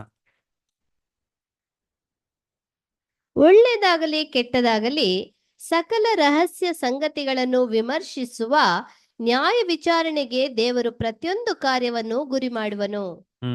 ಸೊ ತಂದೆಯ ದೇವ್ರ ಹತ್ರ ಯಾವುದೇ ಸೀಕ್ರೆಟ್ ಆಗಲಿ ಮುಚ್ಚುಮರೆ ಆಗಲಿ ನಡೆಯಲ್ಲ. ನಾವು ಅನ್ಕೊಬೋದು ಅದು ಸೀಕ್ರೆಟ್ ಆಗಿರುತ್ತೆ ಅಂತ, ಬಟ್ ತಂದೆಯ ದೇವ್ರಿಗೆಲ್ಲ ಗೊತ್ತಿರುತ್ತೆ. ಈ ಒಂದು ಸಮಯದಲ್ಲಿ ಅಲ್ಲಿ ಹಿರಿಯರು ಇವರೆಲ್ಲ ಈ ಥರ ಒಂದು ಕೆಲಸ ಮಾಡಿದ್ರು ಅವ್ರು ಅನ್ಕೊಂಡಿರ್ಬೋದು ನಾವು ಇದರಿಂದ ಭಯದಿಂದ ಮಾಡಿದ್ದೀವಿ, ನಮಗೆ ತಂದೆಯ ದೇವ್ರ ಶಿಕ್ಷೆ ಕೊಡಲ್ಲ ಅಂತ. ಬಟ್ ಆ ಥರ ಇಲ್ಲ. ಕಡೆಯ ದಿನಗಳು ಯಾವಾಗ ನ್ಯಾಯ ತೀರ್ಮಾನ ನಡೆಯುತ್ತೋ ಆ ದಿನದಲ್ಲಿ ತಂದೆಯ ದೇವರು ಎಷ್ಟೇ ಕೆಟ್ಟದಾಗ್ಲಿ ಎಷ್ಟೇ ಒಳ್ಳೇದಾಗಿರ್ಲಿ ಎಲ್ಲದನ್ನು ಆಚೆ ತಂದ್ಬಿಟ್ಟು ಅದ್ರ ಪ್ರಕಾರ ಒಬ್ಬೊಬ್ಬರಿಗೆ ಬಹುಮಾನ ಕೊಡೋದನ್ನ ನಾವು ನೋಡ್ತೀವಿ. ಇದಾದ ನಂತರ ಮುಂದೆ 15ನೇ ವಚನ ಓದ್ಬೇಕಂತ ಕೇಳ್ಕೊಂತೀನಿ. ಮೊದಲನೇ ಅರಸು 21:15. ಆಕೆಯು ಇದನ್ನು ಕೇಳಿ ಅಹಾಬನಿಗೆ, ನೀನು ಹೋಗಿ ನಾಬೋತನು ಮಾರುವುದಿಲ್ಲವೆಂದು ಹೇಳಿದ ದ್ರಾಕ್ಷಿ ತೋಟವನ್ನು ಸ್ವಾಧೀನ ಮಾಡಿಕೋ, ಅವನು ಜೀವದಿಂದಿಲ್ಲ ಸತ್ತನು ಎಂದು ಹೇಳಿದಳು. ಸೊ ಇಲ್ಲಿ ಇವಾಗ ಏನಾಗುತ್ತೆ, ಯಜ್ಬೇಲ್ ರಾಣಿಗೆ ಅರಮನೆಯಲ್ಲಿ ಒಂದು ದೂರು ಬರುತ್ತೆ, ನಾಬೋತ್ ಸತ್ತೋಗಿದ್ದಾನೆ, ಇವಾಗ ದ್ರಾಕ್ಷಿ ತೋಟ ಇದೆ ಅಂತ. ಸೊ ಈಕೆ ಬಂದ್ಬಿಟ್ಟು ಅಹಾಬನ್ಗೆ ಬಂದ್ಬಿಟ್ಟು ಹೇಳ್ತಾರೆ, ನಾಬೋತ್ ಸತ್ತೋಗಿದ್ದಾನೆ, ಇವಾಗ ಒಂದು ದ್ರಾಕ್ಷಿ ತೋಟ ಬಿದ್ದಿದೆ, ನೀನು ಹೋಗಿ ಅದನ್ನ ಇವಾಗ ತಗೋ, ಅದನ್ನ ನಿಂದು ಮಾಡ್ಕೊ ಅಂತ. ಸೊ ಅಹಾಬ್ ಎದೊಳ್ತಾರೆ, ತುಂಬ ಸಂತೋಷ ಆಗಿರುತ್ತೆ. ಅವಾಗ ನಾವು ನೋಡಿದಾಗ ಅವ್ರಿಗೆ ಮುನ್ಸ್ಕೊಂಬಿಟ್ಟು ಮನೆಯಲ್ಲಿ ಒಂದು ಮೂಲೆಯಲ್ಲಿ ಮಲ್ಕೊಂಡ್ಬಿಟ್ಟಿರ್ತಾರೆ, ಅವ್ರು ಊಟನೂ ಮಾಡಿರಲ್ಲ. ಸೊ ಇವಾಗ ಆತನ ತುಂಬ ಖುಷಿಯಾಗಿರುತ್ತೆ. ಅವಾಗ ಅವ್ನಿಗೆ ಇನಿಷಿಯಲ್ ಇದ್ದಿದ್ದು ಪ್ಲ್ಯಾನು, ಆ ತೋಟನ ನಾನು ಮಾಡ್ಕೊಬೇಕು, ಕಾಯಿ ಪಲ್ಯಗಳನ್ನ ಅಲ್ಲಿ ಬೆಳೆಸ್ಬಿಟ್ಟು ಅದರಿಂದ ನಾನು ಸಂತೋಷ ಪಡಬೇಕು ಅನ್ನೋ ಆಸೆ ಇರುತ್ತೆ. ಸೊ ಈಗ ಈತನದೆಲ್ಲ ತಲೆನಲ್ಲಿ ಇಟ್ಕೊಂಡು ಇವಾಗ ಆ ತೋಟದ ಕಡೆ ಬರ್ತಾರೆ, ಆ ತೋಟದ ಹತ್ರ. ಈಗ ನಾನು ಆವಾಗಲೇ ಹೇಳಿದೆ, ನೀವು ತಂದೆಯ ದೇವ್ರ ಮುಂದೆ ಮುಚ್ಚುಮರೆ ಯಾವುದೂ ಇಲ್ಲ, ಅವ್ರು ಎಲ್ಲದನ್ನು ನೋಡ್ತಾ ಇರ್ತಾರೆ. ಸೊ ದೇವ್ರು ಇದನ್ನೆಲ್ಲ ನೋಡ್ಬಿಟ್ಟು, ಈ ಕೆಟ್ಟದನ್ನೆಲ್ಲ ನೋಡ್ಬಿಟ್ಟು ಒಂದು ಮಾತು ಹೇಳಿ ಕಳಿಸ್ತಾರೆ ಅಹಾಬನ್ಗೆ. ಈಗ ಎಲಿಯ ಪ್ರವಾದಿ ವಾಪಸ್ ಬರ್ತಾರೆ. ಇದರಲ್ಲಿ ಮೊದಲನೇ ಅರಸು ಅದರಲ್ಲಿ 21ನೇ ಅಧ್ಯಾಯ ವಚನ 17ರಿಂದ 19ನೇ ವಚನ. ಆಗ ತಿಷ್ಬಿಯನಾದ ಎಲಿಯನಿಗೆ ಯೆಹೋವನ ವಾಕ್ಯವುಂಟಾಯಿತು. ಆತನು ಅವನಿಗೆ, ನೀನು ಹೋಗಿ ಸಮಾರ್ಯದಲ್ಲಿ ವಾಸಿಸುವ ಇಸ್ರಾಯೇಲ್ ರಾಜನನ್ನು ಕಾಣು, ಅವನು ಈಗ ನಾಬೋತನ ದ್ರಾಕ್ಷಿ ತೋಟವನ್ನು ಸ್ವಾಧೀನ ಮಾಡಿಕೊಳ್ಳುವುದಕ್ಕೋಸ್ಕರ ಅಲ್ಲಿಗೆ ಹೋಗಿದ್ದಾನೆ. ಅವನಿಗೆ, ನೀನು ಕೊಲೆ ಮಾಡಿ ಸ್ವಾಸ್ಥ್ಯವನ್ನು ಸಂಪಾದಿಸಿಕೊಂಡೆಯಲ್ಲವೋ, ನಾಯಿಗಳು ನಾಬೋತನ ರಕ್ತವನ್ನು ನೆಕ್ಕಿದ ಸ್ಥಳದಲ್ಲೇ ನಿನ್ನ ರಕ್ತವನ್ನು ನೆಕ್ಕುವವು ಎಂಬುದಾಗಿ ಯೆಹೋವನು ಅನ್ನುತ್ತಾನೆ ಎಂದು ಅವನಿಗೆ ಹೇಳು ಎಂಬುದೇ. ನೋಡಿ, ತಂದೆಯ ದೇವ್ರ ಮುಂದೆ ಯಾವ ಸೀಕ್ರೆಟ್ ಇಲ್ಲ. ಇವ್ರು ಯಾರು ಏನೇ ಮಾಡಿದ್ರು ಅದನ್ನ ತಂದೆಯ ದೇವ್ರು ನೋಡಿ ಒಂದು ಪ್ರತಿಫಲ ಕೊಡ್ತಾರೆ. ಇಲ್ಲಿ ಇದನ್ನ ನೋಡ್ಬಿಟ್ಟು ಅಹಾಬ್ ನಾಬೋತ್ ದ್ರಾಕ್ಷಿ ತೋಟಕ್ಕೆ ಹೋಗೋದಿಕ್ಕೂ ಎಲಿಯ ಬರೋದಿಕ್ಕೂ ಸರಿಯಾಗಿರುತ್ತೆ. ನಾವು ಸತ್ಯವೇದದಲ್ಲಿ ನೋಡ್ತೀವಿ, ಎಲಿಯ ಯಾರು ಅಂದರೆ ಈತನ ಒಬ್ಬ ಪ್ರವಾದಿಯಾಗಿರ್ತಾರೆ. ಸೊ ಈ ಪ್ರವಾದಿ ಮುಖಾಂತರ ತಂದೆಯ ದೇವರು ಅಹಾಬನ್ಗೆ ಒಂದು ಜಜ್ಮೆಂಟ್ ಪಾಸ್ ಮಾಡಿಬಿಡ್ತಾರೆ. ಅಂದರೆ ನೀನು ಖಂಡಿತ ಸತ್ತೇ ಸಾಹಿತ್ಯ, ಎಲ್ಲಿ ನಾಬೋತ್ ರಕ್ತವನ್ನು ನಾಯಿಗಳು ನೆಕ್ಕಿದ್ವೋ ಅದೇ ಜಾಗದಲ್ಲಿ ನಿನ್ನ ರಕ್ತನ ಅದೇ ನಾಯಿಗಳು ನೆಕ್ತವೆ ಅಂತ ಅದನ್ನ ಹೇಳೋದನ್ನ ನಾವು ನೋಡ್ತೀವಿ. ಸೊ ಈ ಒಂದು ಸಂದರ್ಭದಲ್ಲಿ ನಾವು ಜೆಜ್ಬೇಲ್ ರಾಣಿ ಬಗ್ಗೆ ಒಂದು ಸ್ವಲ್ಪ ವಿಷಯಗಳನ್ನ ಧ್ಯಾನ ಮಾಡೋಣ. ಈಕೆ ನಾನು ಆಗಲೇ ಹೇಳ್ದಂಗೆ ತುಂಬ ಬುದ್ಧಿವಂತೆ, very intelligent and very wise. But ಅದೇ ರೀತಿನಲ್ಲಿ ಇಂಗ್ಲೀಷಲ್ಲಿ ತುಂಬಾ ಕನ್ನಿಂಗ್ ಅಂತಾರೆ, ಅಂದ್ರೆ ಒಂಥರ ಕೆಟ್ಟ ಕೆಲಸ ಮಾಡೋದ್ರಲ್ಲಿ. ಸೊ ಈಕೆನ ಒಂದು ಎಕ್ಸಾಂಪಲ್ ಆಗಿ ಇಟ್ಕೊಂಡು ಸತ್ಯವೇದದಲ್ಲಿ ತಂದೆಯ ದೇವರು ಏನ್ ಬರೆಸ್ತಾರೆ ಅಂದ್ರೆ, ಪ್ರಕಟಣೆಯ ಪುಸ್ತಕ 2ನೇ ಅಧ್ಯಾಯ ವಚನ 20ರಿಂದ 22, Revelation 2nd chapter verse 20 to 22. ಆದರೆ ನಿನ್ನ ಮೇಲೆ ಒಂದು ತಪ್ಪು ಹೊರಿಸಬೇಕಾಗುತ್ತದೆ. ಅದೇನೆಂದರೆ, ಇಜಬೇಲೆಂಬ ಆ ಹೆಂಗಸು ತನ್ನನ್ನು ಪ್ರವಾದಿನಿ ಎಂದು ಹೇಳಿಕೊಂಡು ಜಾರತ್ವ ಮಾಡಬಹುದೆಂದು, ವಿಗ್ರಹಗಳಿಗೆ ನೈವೇದ್ಯ ಮಾಡಿದ ಪದಾರ್ಥಗಳನ್ನು ತಿನ್ನಬಹುದೆಂದು ನನ್ನ ದಾಸರಿಗೆ ಬೋಧಿಸುತ್ತಾ ಅವರನ್ನು ತಪ್ಪಾದ ಮಾರ್ಗದಲ್ಲಿ ಸೇರಿಸುತ್ತಿರುವಲ್ಲಿ ನೋಡಿ ಇಲ್ಲೇ ಒಂದ್ ನಿಮಿಷ, ಇಲ್ಲೇನ್ ಹೇಳ್ತಾರೆ, ಈಕೆ ತಾನೇ ತಾನು ಒಬ್ಳು ಪ್ರವಾದಿನಿ ಅನ್ಕೊಂತಾಳೆ ಅಂತ. ಶಿ ಕಾಲ್ಸ್ ಹರ್ ಸೆಲ್ಫ್ ಅ ಪ್ರಾಫಿಟೆಸ್. ಅವಳು ಆಕ್ಚುಲಿ ನೋಡೋಕಾದ್ರೆ ಅವಳು ಪ್ರವಾದಿನಿ ಅಲ್ಲ, ಅವಳು ಪ್ರವಾದಿಗಳನ್ನ ಒಡೆಯೋಳು, ಅವಳು ಅಂತ ಕೆಟ್ಟವಳು ಅಂತ. ಬಟ್ ಆದ್ರೆ ಅವಳು ಏನ್ ಅನ್ಕೊಂಡಿದ್ಲು, ನಾನೇ ಒಂದು ದೊಡ್ಡ ಪ್ರವಾದಿನಿ ಅನ್ಕೊಂತಾಳೆ. ಆಮೇಲೆ ಮುಂದೆ ಅವಳು ಜಾರತ್ವ ಮಾಡ್ತಾಳೆ ಅವಳು ಅಂತ. ಜಾರತ್ವ ಮಾಡೋಳು ಮತ್ತೆ ತಂದೆಯ ದೇವ್ರ ಸೇವೆ ಮಾಡೋರ್ನ ಅವ್ರ ದಾರಿನ ತಪ್ಸೋಳು ಅಂತಾರೆ. ಆಮೇಲೆ ವಿಗ್ರಹಾರಾಧಕ್ಕೆ ನೈವೇದ್ಯ ಮಾಡಿದಂತ ಆಹಾರಗಳನ್ನು ತಿನ್ನೋದಿಕ್ಕೆ ಇದ್ ಮಾಡೋರು ಅಂತ ಹೇಳ್ತಾರೆ. ಮುಂದೆ ಓದಿ ಸಿಸ್ಟರ್. ಹಂಗೆ ಅವರನ್ನು ತಪ್ಪಾದ ಮಾರ್ಗದಲ್ಲಿ ಸೇರಿಸುತ್ತಿರುವಲ್ಲಿ ನೀನು ಅವಳನ್ನು ತಡೆಯದೆ ಬಿಟ್ಟಿರುವುದೇ? ದೇವರ ಕಡೆಗೆ ತಿರುಗಿಕೊಳ್ಳುವುದಕ್ಕೆ ನಾನು ಅವಳಿಗೆ ಸಮಯವನ್ನು ಕೊಟ್ಟೆನು, ಆದರೆ ದೇವರ ಕಡೆಗೆ ತಿರುಗಿಕೊಂಡು ತನ್ನ ಜಾರತ್ವವನ್ನು ಬಿಟ್ಟು ಬಿಡುವುದಕ್ಕೆ ಅವಳಿಗೆ ಇಷ್ಟವಿಲ್ಲ. ನೋಡಿ, ತಂದೆಯ ದೇವ್ರು ಕೂಡ ಅವಳಿಗೆ ಟೈಮ್ ಕೊಡ್ತಾರೆ, ನೀನು ಪಶ್ಚಾತ್ತಾಪ ಪಟ್ಟು ನನ್ನ ಕಡೆ ತಿರ್ಕೋ ಅಂತ. ಬಟ್ ಆದ್ರೆ ಅವಳಿಗೆ ಆ ಇಂಟ್ರೆಸ್ಟೇ ಇರಲ್ಲ, ದೇವ್ರ ಕಡೆ ತಿರ್ಕೊಳ್ಳೋದು ಇಲ್ಲ, ಜಾರತ್ವ ಮಾಡೋದು ಬಿಡಲಿಲ್ಲ, ಅಥವಾ ಬೇರೆ ದೇವ್ರ ಪ್ರವಾದಿಗಳನ್ನ ಹಾಳು ಮಾಡೋದನ್ನು ಬಿಡಲ್ಲ ಅವಳು. ಮುಂದೆ ಓದಿ ಹಂಗೆ. ಇಗೋ, ಅವಳು ಹಾಸಿಗೆಯ ಮೇಲೆ ಬಿದ್ದುಕೊಂಡಿರುವಂತೆ ಮಾಡುವೆನು, ಮತ್ತು ಅವಳೊಂದಿಗೆ ವ್ಯಭಿಚಾರ ಮಾಡುವವರು ತಮ್ಮ ಮನಸ್ಸನ್ನು ದೇವರ ಕಡೆಗೆ ತಿರುಗಿಸಿಕೊಂಡು ಅವಳ ಕೃತ್ಯಗಳನ್ನು ಬಿಟ್ಟು ಬಿಡದೆ ಹೋದರೆ ಮಹಾ ಸಂಕಟದಲ್ಲಿ ಬೀಳುವಂತೆ ಮಾಡುವೆನು. ಅವಳ ಮಕ್ಕಳನ್ನು ಕೊಂದೇ ಕೊಲ್ಲುವೆನು. ಆಗ ನಾನು ಮನುಷ್ಯರ ಅಂತರೇಂದ್ರಿಯವನ್ನು ಹೃದಯವನ್ನು ಪರೀಕ್ಷಿಸುವನಾಗಿದ್ದೇನೆಂಬುದು ಎಲ್ಲಾ ಸಭೆಗಳಿಗೆ ಗೊತ್ತಾಗುವುದು. ಸೊ ಅವಳಿಗೆ ನಾನು ಕಷ್ಟ ಕೊಡ್ತೀನಿ, ಅದಲ್ಲದೆ ಅವ್ರ ಮಕ್ಕಳನ್ನ ನಾನು ಸಾಯಿಸ್ತೀನಿ ಅಂತ ನಾವು ಅಲ್ಲಿ ಹೇಳ್ತಾರೆ ತಂದೆಯ ದೇವರು. ಸೊ ಇದ್ರಲ್ಲಿ ಈಕೆ ಬಗ್ಗೆ ಏನ್ ತೋರಿಸುತ್ತೆ ಅಂದ್ರೆ, ಈಕೆ ಪಶ್ಚಾತ್ತಾಪ ಪಡಲ್ಲ. ತಂದೆಯ ದೇವ್ರು ಎಷ್ಟೇ ಅವಕಾಶ ಕೊಟ್ಟರು ಪಶ್ಚಾತ್ತಾಪ ಪಡಲ್ಲ. ಜೊತೆಗೆ ಈಕೆ ವಿಗ್ರಹಾರಾಧನೆ ಮಾಡ್ತಾ ಇದ್ಲು. ಇದ್ರ ಜೊತೆಗೆ ವಿಗ್ರಹಗಳಿಗೆ ನೈವೇದ್ಯ ಮಾಡಿದಂತ ಆಹಾರವನ್ನು ತಿನ್ನಿಸ್ತಾ ಇದ್ಲು ಅವ್ರು ಬೇರೆಯವ್ರಿಗೆ. ಆಮೇಲೆ ದೇವ್ರ ಮಕ್ಕಳನ್ನ ದಾರಿ ತಪ್ಪಿಸ್ತಾ ಇದ್ಲು ಅಂತ ನಾವು ನೋಡ್ತೀವಿ. ಸೊ ಈಕೆಗೆ ತಂದೆಯ ದೇವ್ರ ಬಗ್ಗೆ ಜಾಸ್ತಿ ಗೊತ್ತಿರಲಿಲ್ಲ, ತುಂಬಾ ಸ್ವಲ್ಪನೇ ಗೊತ್ತಿತ್ತು. ಬಟ್ ಅವಳಿಗೆ ಎಷ್ಟು ಗೊತ್ತಿತ್ತು ಅಂದ್ರೆ, ದೇವ್ರ ಮಕ್ಕಳನ್ನ ಅದರಲ್ಲೇ ಶಿಕ್ಷಿ ಅದರಲ್ಲೇ ಅವ್ರಿಗೆ ಸಂಕಟ ಕೊಡೋಷ್ಟು ಗೊತ್ತಿತ್ತು ಅವಳಿಗೆ. ತುಂಬಾ ಒಂಥರ ಕ್ಲೆವರ್ ಆಗಿದ್ದಿದ್ದು ಹೆಂಗಸು ಅಂತ ನಾವು ನೋಡ್ತೀವಿ ಜೆಜಬೇಲ್. ಈಗ ನಾಬೋತ್ ಬಗ್ಗೆ ಒಂದೆರಡು ವಿಷಯಗಳನ್ನ ನೋಡೋದಾದ್ರೆ, ನಾಬೋತ್ ಬಗ್ಗೆ ಸತ್ಯವೇದದಲ್ಲಿ ತುಂಬಾ ಕಮ್ಮಿ ಇದೆ. ಅವ್ರು ಮಾತಾಡಿರೋದೇ ಒಂದೇ ಸತಿ. ಯಾವಾಗ ಅಂದ್ರೆ, ಆಹಾಬ್ಗೆ ನಾನು ನನ್ನ ತೋಟನ ನೀನು ಕೊಡಲ್ಲ ಅನ್ನೋದಷ್ಟೇ ಇರೋದು.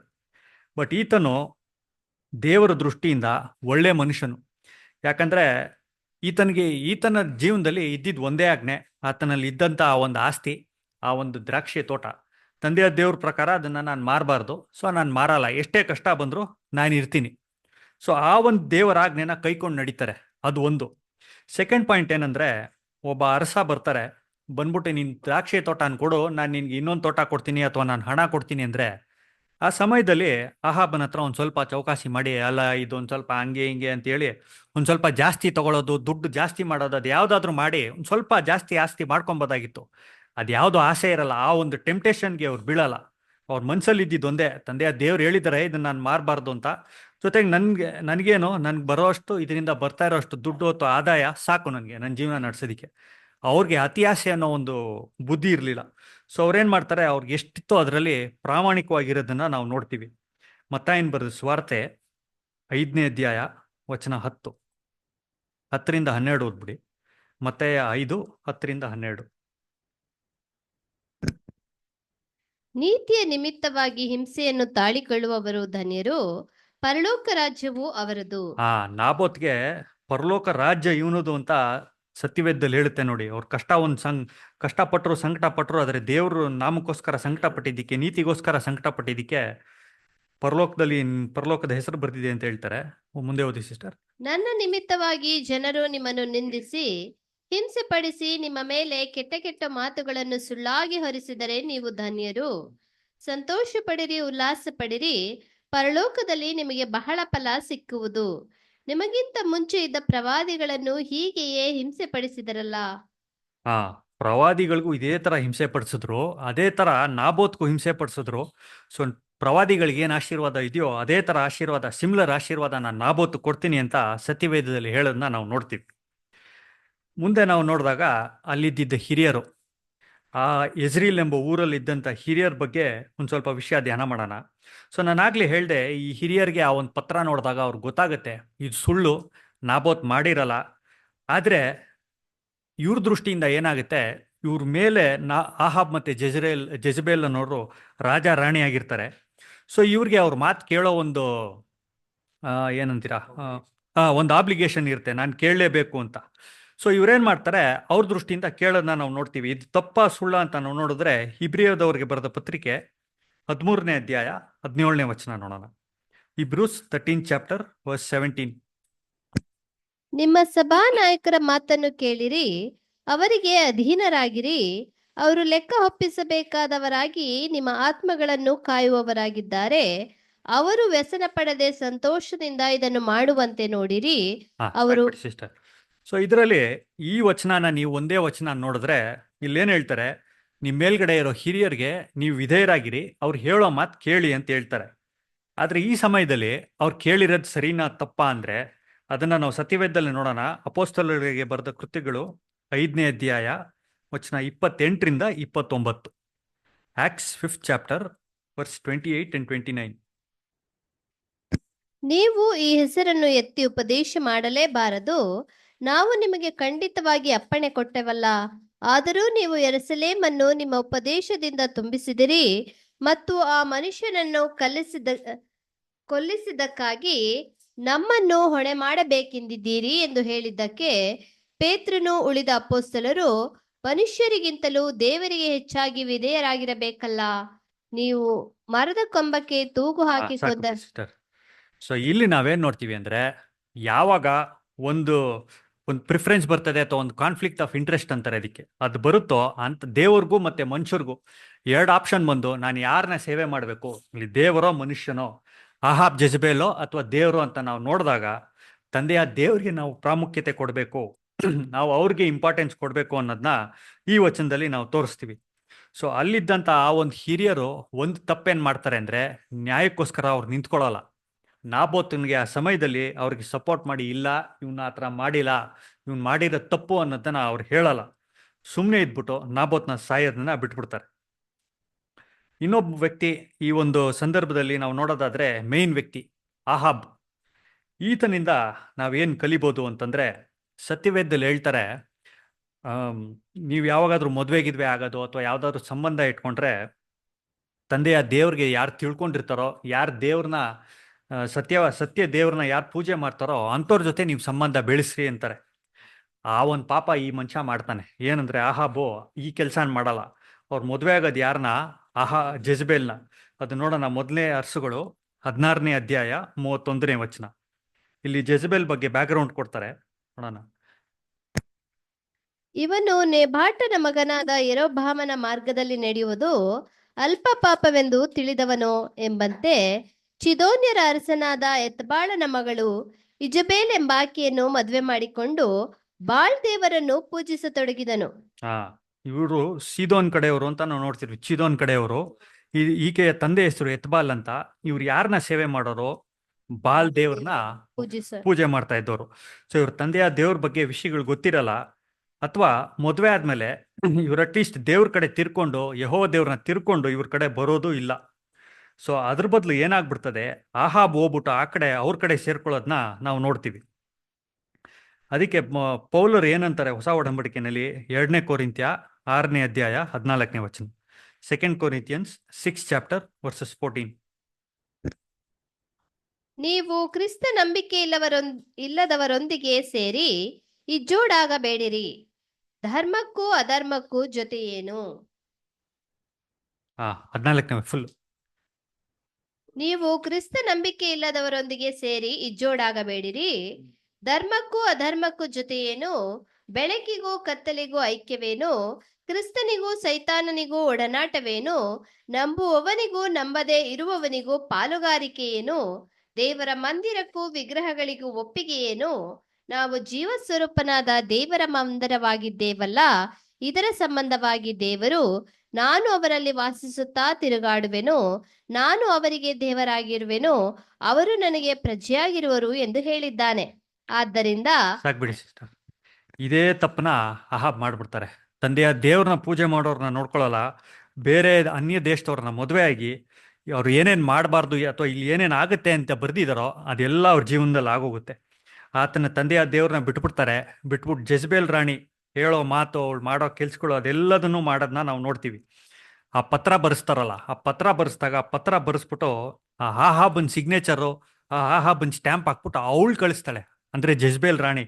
ಅಂದ್ರೆ ಲೆಕ್ಕ ಹಾಕೊಳ್ಳಿ, ಆಹಾಬ್ ರಾಜ, ಆತನ ಕಂಟ್ರೋಲಲ್ಲಿ ಎಲ್ಲ ಇರಬೇಕಾಗಿರುತ್ತೆ. ಬಟ್ ಆ ಸಮಯದಲ್ಲಿ ಏನು ನೋಡ್ತೀವಿ ಅಂದರೆ ಜೆಜ್ಬೇಲ್ ರಾಣಿ ಹತ್ರ ಆತನ ಸಿಗ್ನೇಚರ್ ಅದೆಲ್ಲ ಇರುತ್ತೆ. ಅವಳ ಕೆಲ್ಸಗಳನ್ನ ಮಾಡೋದನ್ನ ನಾವು ನೋಡ್ತೀವಿ. ಸೊ ನಮ್ಗೆ ಇದರಿಂದ ಏನು ಗೊತ್ತಾಗುತ್ತೆ ಅಂದರೆ, ನಾವು ನಮ್ಮ ಜೊತೆ ಯಾರ್ಯಾರ ಸಂಬಂಧ ಅಥವಾ ಯಾರ್ಯಾರು ಸಹವಾಸ ಮಾಡ್ತೀವೋ, ಮದುವೆ ಒಂದೇ ಅಂತಲ್ಲ, ನಮ್ಮ ಲೈಫಲ್ಲಿ ಫ್ರೆಂಡ್ಸ್ ಇರ್ತಾರೆ, ಆಫೀಸಲ್ಲಿ ಜನ ಇರ್ತಾರೆ, ಬೇರೆ ಇದರಲ್ಲೆಲ್ಲ ನಾವು ಜನರನ್ನ ಮೀಟ್ ಮಾಡ್ತೀವಿ.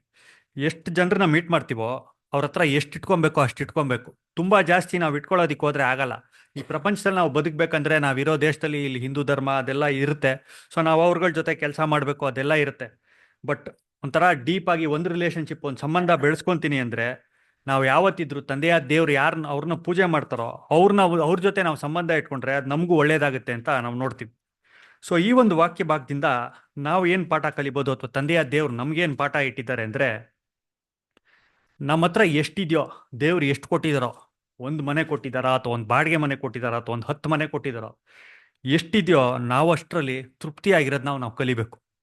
ಆಹಾಬನ್ ವಿಷಯದಲ್ಲಿ ಆತ ಅರಸನಾಗಿದ್ದ ಇಸ್ರಾಯೇಲಲ್ಲಿ. ಸುಮಾರು ಅರಮನೆಗಳಿರುತ್ತೆ, ಮನೆಗಳಿರುತ್ತೆ, ಆಸ್ತಿ ಅಂತಸ್ತು, ಹಣ, ಐಶ್ವರ್ಯ, ಸೇವಕರು, ಸೇವತಿಯರು ಎಲ್ಲ ಇರ್ತಾರೆ, ತುಂಬ ತೋಟಗಳಿರುತ್ತೆ, ಎಲ್ಲ ಇರುತ್ತೆ. ಅಷ್ಟಾದ್ರೂ ಅವನಿಗೆ ತೃಪ್ತಿ ಅನ್ನೋದಿರಲ್ಲ. ಒಂದು ಸಣ್ಣ ತೋಟ ನೋಡ್ದ, ಆ ತೋಟದ ಮೇಲೆ ಆಸೆ ಬಿತ್ತು. ಅದು ಆಸೆ ಬಿದ್ದಿದ್ರಿಂದ ಇಷ್ಟೆಲ್ಲ ಆಗೋಗುತ್ತೆ, ತಾನು ಕೊಲೆಗಾರ ಆಗೋಗ್ತಾನೆ. ಅದಕ್ಕೆ ದೇವರು ಒಂದು ಎಚ್ಚರಿಕೆ ಮಾತು ಕೊಡ್ತಾರೆ. 1 ತಿಮೋತಿ 6ನೇ ಅಧ್ಯಾಯ 6ನೇ ವಚನ. 1 ತಿಮೋತಿ 6ನೇ ಅಧ್ಯಾಯ 6ನೇ ವಚನ. ಸಂತುಷ್ಟ ಸಹಿತವಾದ ಭಕ್ತಿಯು ದೊಡ್ಡ ಲಾಭವೇ ಸರಿ. ನಾವು ಮುಂದೆ ಓದಿ. ನಾವು ಲೋಕದೊಳಕ್ಕೆ ಏನೂ ತಕೊಂಡು ಬರಲಿಲ್ಲವಷ್ಟೇ, ಅದರೊಳಗಿಂದ ಏನೂ ತಕೊಂಡು ಹೋಗಲಾರೆವು. ನಮಗೆ ಅನ್ನ ವಸ್ತ್ರಗಳಿದ್ದರೆ ಸಾಕು. ಐಶ್ವರ್ಯವಂತರಾಗಬೇಕೆಂದು ಮನಸ್ಸು ಮಾಡುವವರು ದುಷ್ಪ್ರೇರಣೆ ಎಂಬ ಉರುಳಿನಲ್ಲಿ ಸಿಕ್ಕಿಕೊಂಡು ಬುದ್ಧಿ ವಿರುದ್ಧವಾಗಿಯೂ ಹಾನಿಕರವಾಗಿಯೂ ಇರುವ ಅನೇಕ ಆಶೆಗಳಲ್ಲಿ ಬೀಳುತ್ತಾರೆ. ಇಂಥ ಆಶೆಗಳು ಮನುಷ್ಯರನ್ನು ಸಂಹಾರ ನಾಶನಗಳಲ್ಲಿ ಮುಳುಗಿಸುತ್ತವೆ. ಆಹಾಬನ್ಗೆ ಕ್ಲೀನಾಗಿ ಅದೇ ಆಗುತ್ತೆ. ಇರೋದ್ರಲ್ಲಿ ನೆಮ್ಮದಿಯಾಗಿರಲ್ಲ, ತೃಪ್ತಿಯಾಗಿರಲ್ಲ, ಜೊತೆಗೆ ಆತನಿಗೆ ದೇವ್ರ ಹತ್ರ ಇರಲ್ಲ. ಅದು ಇನ್ನೊಂದು ಮೇಜರ್ ಫ್ಯಾಕ್ಟರ್. ಸೊ ಅವನ ಪಾಡ್ಗೆ ಅವನು ಇರ್ತಾನೆ. ಅದು ಒಂದು ದ್ರಾಕ್ಷಿ ತೋಟ ನೋಡಿ ಅದರಿಂದ ತಾನಾಗ್ತಾನೆ ಹಾಳಾಗೋದನ್ನ ನಾವು ನೋಡ್ತೀವಿ. ಇನ್ನೊಂದು ಪಾಯಿಂಟ್ ನಾವೇನು ನೋಡ್ತೀವಿ ಅಂದರೆ, ನಾವು ಯಾವುದ್ರಲ್ಲಿ ಸಂತೋಷ ಪಡಿ ಅಥವಾ ಯಾವುದ್ರಲ್ಲಿ ಖುಷಿ ಪಡಿ ಅಂದರೆ, ತಂದೆಯ ದೇವರಲ್ಲಿ ಖುಷಿ ಪಡಿರಿ ಅಂತಾರೆ. ಅಂದರೆ ಆ ತಂದೆಯ ದೇವ್ರನ್ನ ಪ್ರೀತಿಸಿ ಆತನಿಗೆ ವಿಧೇಯರಾಗಿರಿ. ಅವಾಗ ನಮ್ಗೆ ಏನಾಗುತ್ತೆ ಅಂದರೆ, ತಂದೆಯಾದ ದೇವರು ನಮ್ಮವರು ಅಂತ ನಮ್ಗೆ ಗೊತ್ತಾಗುತ್ತೆ. ಅಂದರೆ ಹೀ ಈಸ್ ಮೈನ್ ಅಂತ, ದೇವ್ರು ನಮ್ಮವರು. ಆ ಒಂದು ಒಂದು ಮನೋಭಾವ ಇಟ್ಕೊಂಡಾಗ ಅದರಲ್ಲಿ ನೀವು ಸಂತೋಷವಾಗಿರ್ತೀರಾ ಅಂತ ಹೇಳ್ತಾರೆ. ಕೀರ್ತನೆಗಳು 144:15, ಸಾಮ್ಸ್ 144:15.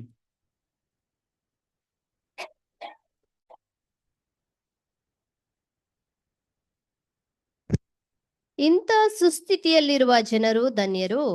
ಯಾರಿಗೆ ಯೆಹೋವನು ದೇವರಾಗಿರುತ್ತಾನೋ ಅವರು ಭಾಗ್ಯವಂತರು. ಯಾರಿಗೆ ಯೆಹೋವನು ದೇವರಾಗಿರ್ತಾರೋ ಅವರು ಭಾಗ್ಯವಂತರು ಅಂತ ಹೇಳ್ತಾರೆ. ಸೊ ನಿಮ್ಮ ಆಸ್ತಿ ಯಾವ್ದ್ರಲ್ಲಿದೆ ಅಂದ್ರೆ ನಮ್ಮ ತಂದೆಯ ದೇವರಲ್ಲಿದೆ ಅಂತ ನಾವು ಅದನ್ನ ಯಾವಾಗ್ಲೂ ನಾವು ನೆನ್ಸ್ಕೊಬೇಕು, ಮತ್ತೆ ನಾವು ಮನ್ಸಲ್ಲಿ ಇಟ್ಕೊಬೇಕು. ತಂದೆಯ ದೇವ್ರನ್ನ ನಾವು ನಂಬ್ಕೊಂಡಿದ್ರೆ ನಮ್ಗೆ ಈ ತರ ಯಾವುದೇ ಒಂದು ಈ ಆಸೆಗಳು ಬರಲ್ಲ ಅಂತ ನಾವು ನೋಡ್ತೀವಿ. ಆಹಾಬನ್ ದೃಷ್ಟಿಯಿಂದ ಇದು ನೋಡಿದಾಗ ಒಂದು ತುಂಬಾ ಇಂಪಾರ್ಟೆಂಟ್ ಪಾಠ ಏನ್ ಬರುತ್ತೆ ಅಂದ್ರೆ, ಒಂದು ಗಾದೆ ಇದೆ, ಆಸೆ ಇರೋದು ಒಳ್ಳೇದು, ಎಲ್ಲಾ ಮನುಷ್ಯರಿಗೂ ಆಸೆ ಇರುತ್ತೆ, ಬಟ್ ಅತಿ ಆಸೆ ಆದ್ರೆ ಗತಿ ಕೇಡು ಅಂತ ಹೇಳ್ತಾರೆ.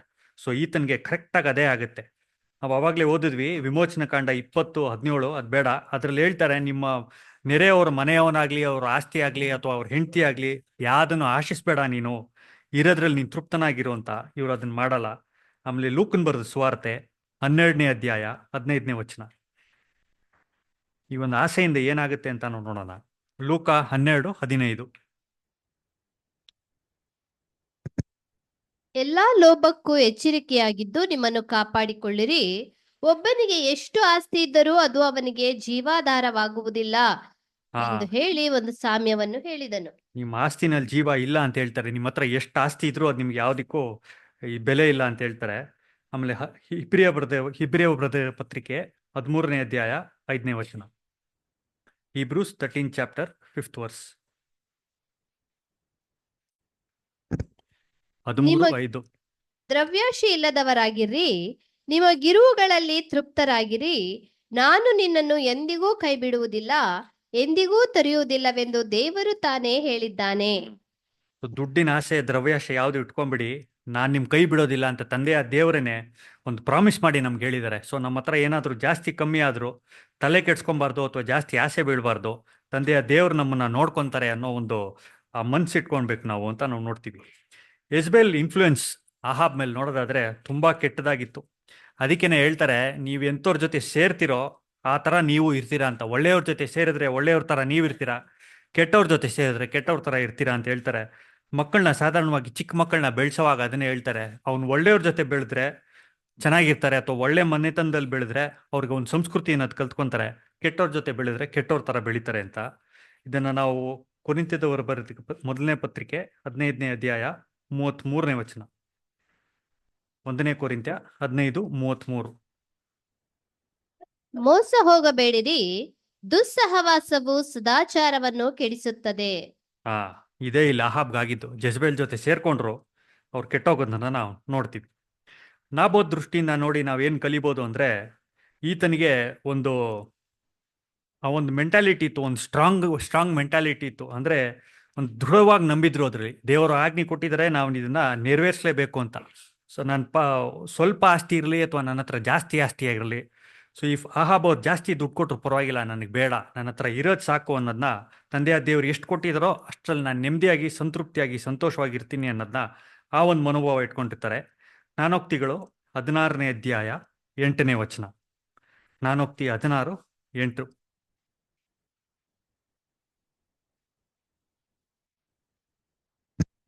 ಅನ್ಯಾಯದಿಂದ ಗಳಿಸಿದ ಬಹುಧನಕ್ಕಿಂತಲೂ ನ್ಯಾಯದಿಂದ ಕೂಡಿಸಿದ ಅಲ್ಪಧನವೇ ಲೇಸು.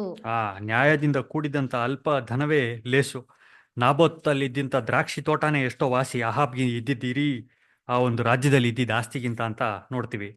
ಇನ್ನೊಂದು ಪಾಠ ನಾವೇನು ಕಲಿತೀವಿ ಅಲ್ಲಿ ಇದ್ದಿದ್ದ ಹಿರಿಯರಿಂದ ಅಂದ್ರೆ, ನೀವು ದೇವ್ರಿಗೆ ವಿಧೇಯರಾಗಿರ್ಬೇಕು, ಮನುಷ್ಯರಿಗಲ್ಲ ಅಂತ. ಇದನ್ನ ನಾವು ಆಗ್ಲೇ ಓದ್ವಿ, ಅಪೊಸ್ತಲಗಳ ಕೃತಿಗಳು 5ನೇ ಅಧ್ಯಾಯ 29ನೇ ವಚನ. ಓದೋದ್ ಬೇಡ. ಆಮೇಲೆ ಮುಂದೆ ಇವರಿಬ್ಬರು ಮಾಡಿದ ಪಾಪದಿಂದ ತಂದೆಯ ದೇವ್ರ ಬಗ್ಗೆ ನಮ್ಗೆ ಏನ್ ಗೊತ್ತಾಗುತ್ತೆ ಅಂದ್ರೆ, ತಂದೆಯ ದೇವರು ನ್ಯಾಯಸ್ಥಾಪಕರು ಅಂತ. ಅಂದ್ರೆ he is a god of justice ಅಂತ. ಇದನ್ನ ನಾವು ಐಸಾಯ 30ನೇ ಅಧ್ಯಾಯ 18ನೇ ವಚನದಲ್ಲಿ ನೋಡ್ತೀವಿ. ಐಸಾಯ 30:18.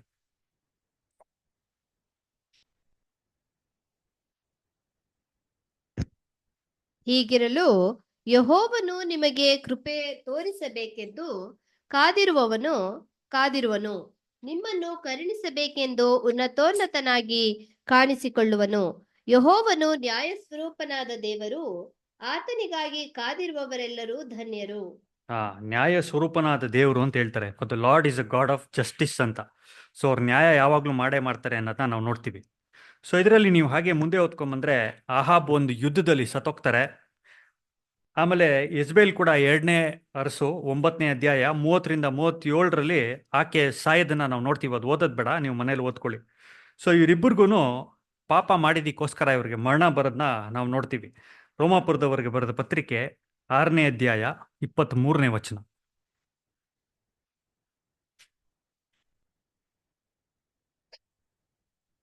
Roman 6 chapter verse 23.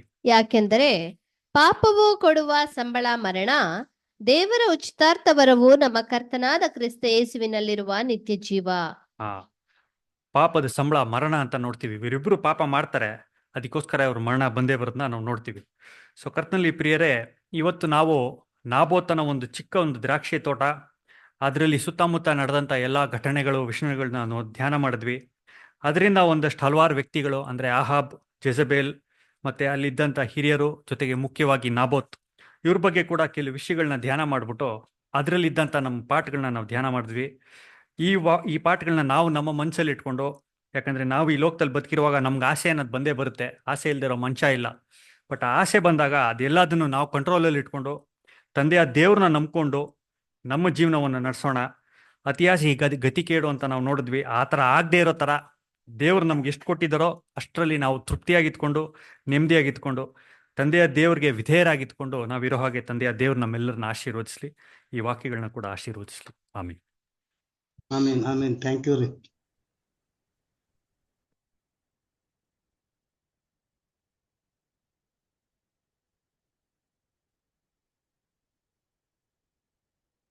ಕರ್ತನಲ್ಲಿ ಪ್ರೀತಿ ಅಂತ ಸೋದರರೇ, ನಮ್ಮ ಸೋದರು ನಮ್ಮ ನಡುವೆ ನಾಬೋತನ ಬಗ್ಗೆ ಏನ್ ಮಾಡಿದ್ರು, ಕಥೆನ ಹೇಳಿದ್ರು ಅಲ್ವಾ.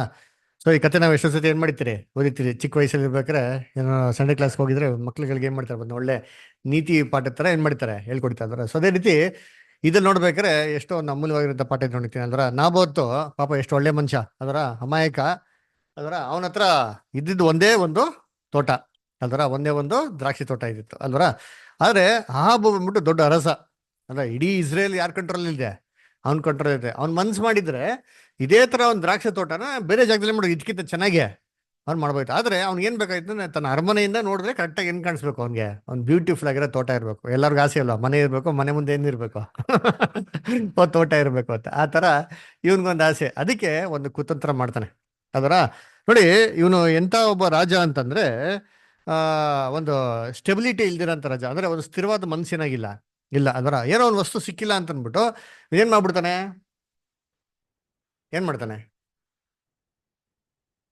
ಬೇಜಾರ್ ಮಾಡಿ ಏನ್ ಮಾಡ್ತಾನೆ, ಮನೆಗೆ ಹೋಗಿ ಏನ್ ಮಾಡ್ತಾನೆ, ಕೇಳಿದ್ರಿಲ್ಲ ಬದಲು ಹೇಳಿದ್ದ ಮೊದಲು ಉತ್ತರ ಕೊಡಿ. ಊಟ ಬಿಡ್ತಾನ್ರಿ. ಊಟ ಅದರ ಎಳೆ ಮಗು ತರ ಏನ್ ಮಾಡ್ತಾನೆ, ಮಕ ಮುಂಡಿಸ್ಕೊಂಡ್ಬಿಟ್ಟು ಮಲ್ಕೊಂಡ್ಬಿಡ್ತಾನೆ. ನೀವೆಲ್ಲ ಮಲಗಿದ್ರಿ ಚಿಕ್ಕ ವಯಸ್ಸಲ್ಲಿ ಅದರ. ನಿಮ್ಮ ಅಪ್ಪ ಅಮ್ಮ ಬಂದು ಕನ್ವಿನ್ಸ್ ಮಾಡಿತಾರೆ, ಯಾಕೆ ಏನಾಯ್ತೋ, ಏನ್ ಬೇಕೋ, ಏನ್ ಸಮಾಚಾರ, ಸ್ಕೂಲಲ್ಲಿ ಜಗಳ ಆಡ್ದ್ಯಾ ಅಂತ ಅಲ್ಲಿ ಕೇಳ್ತಾರ ಇಲ್ವಾ.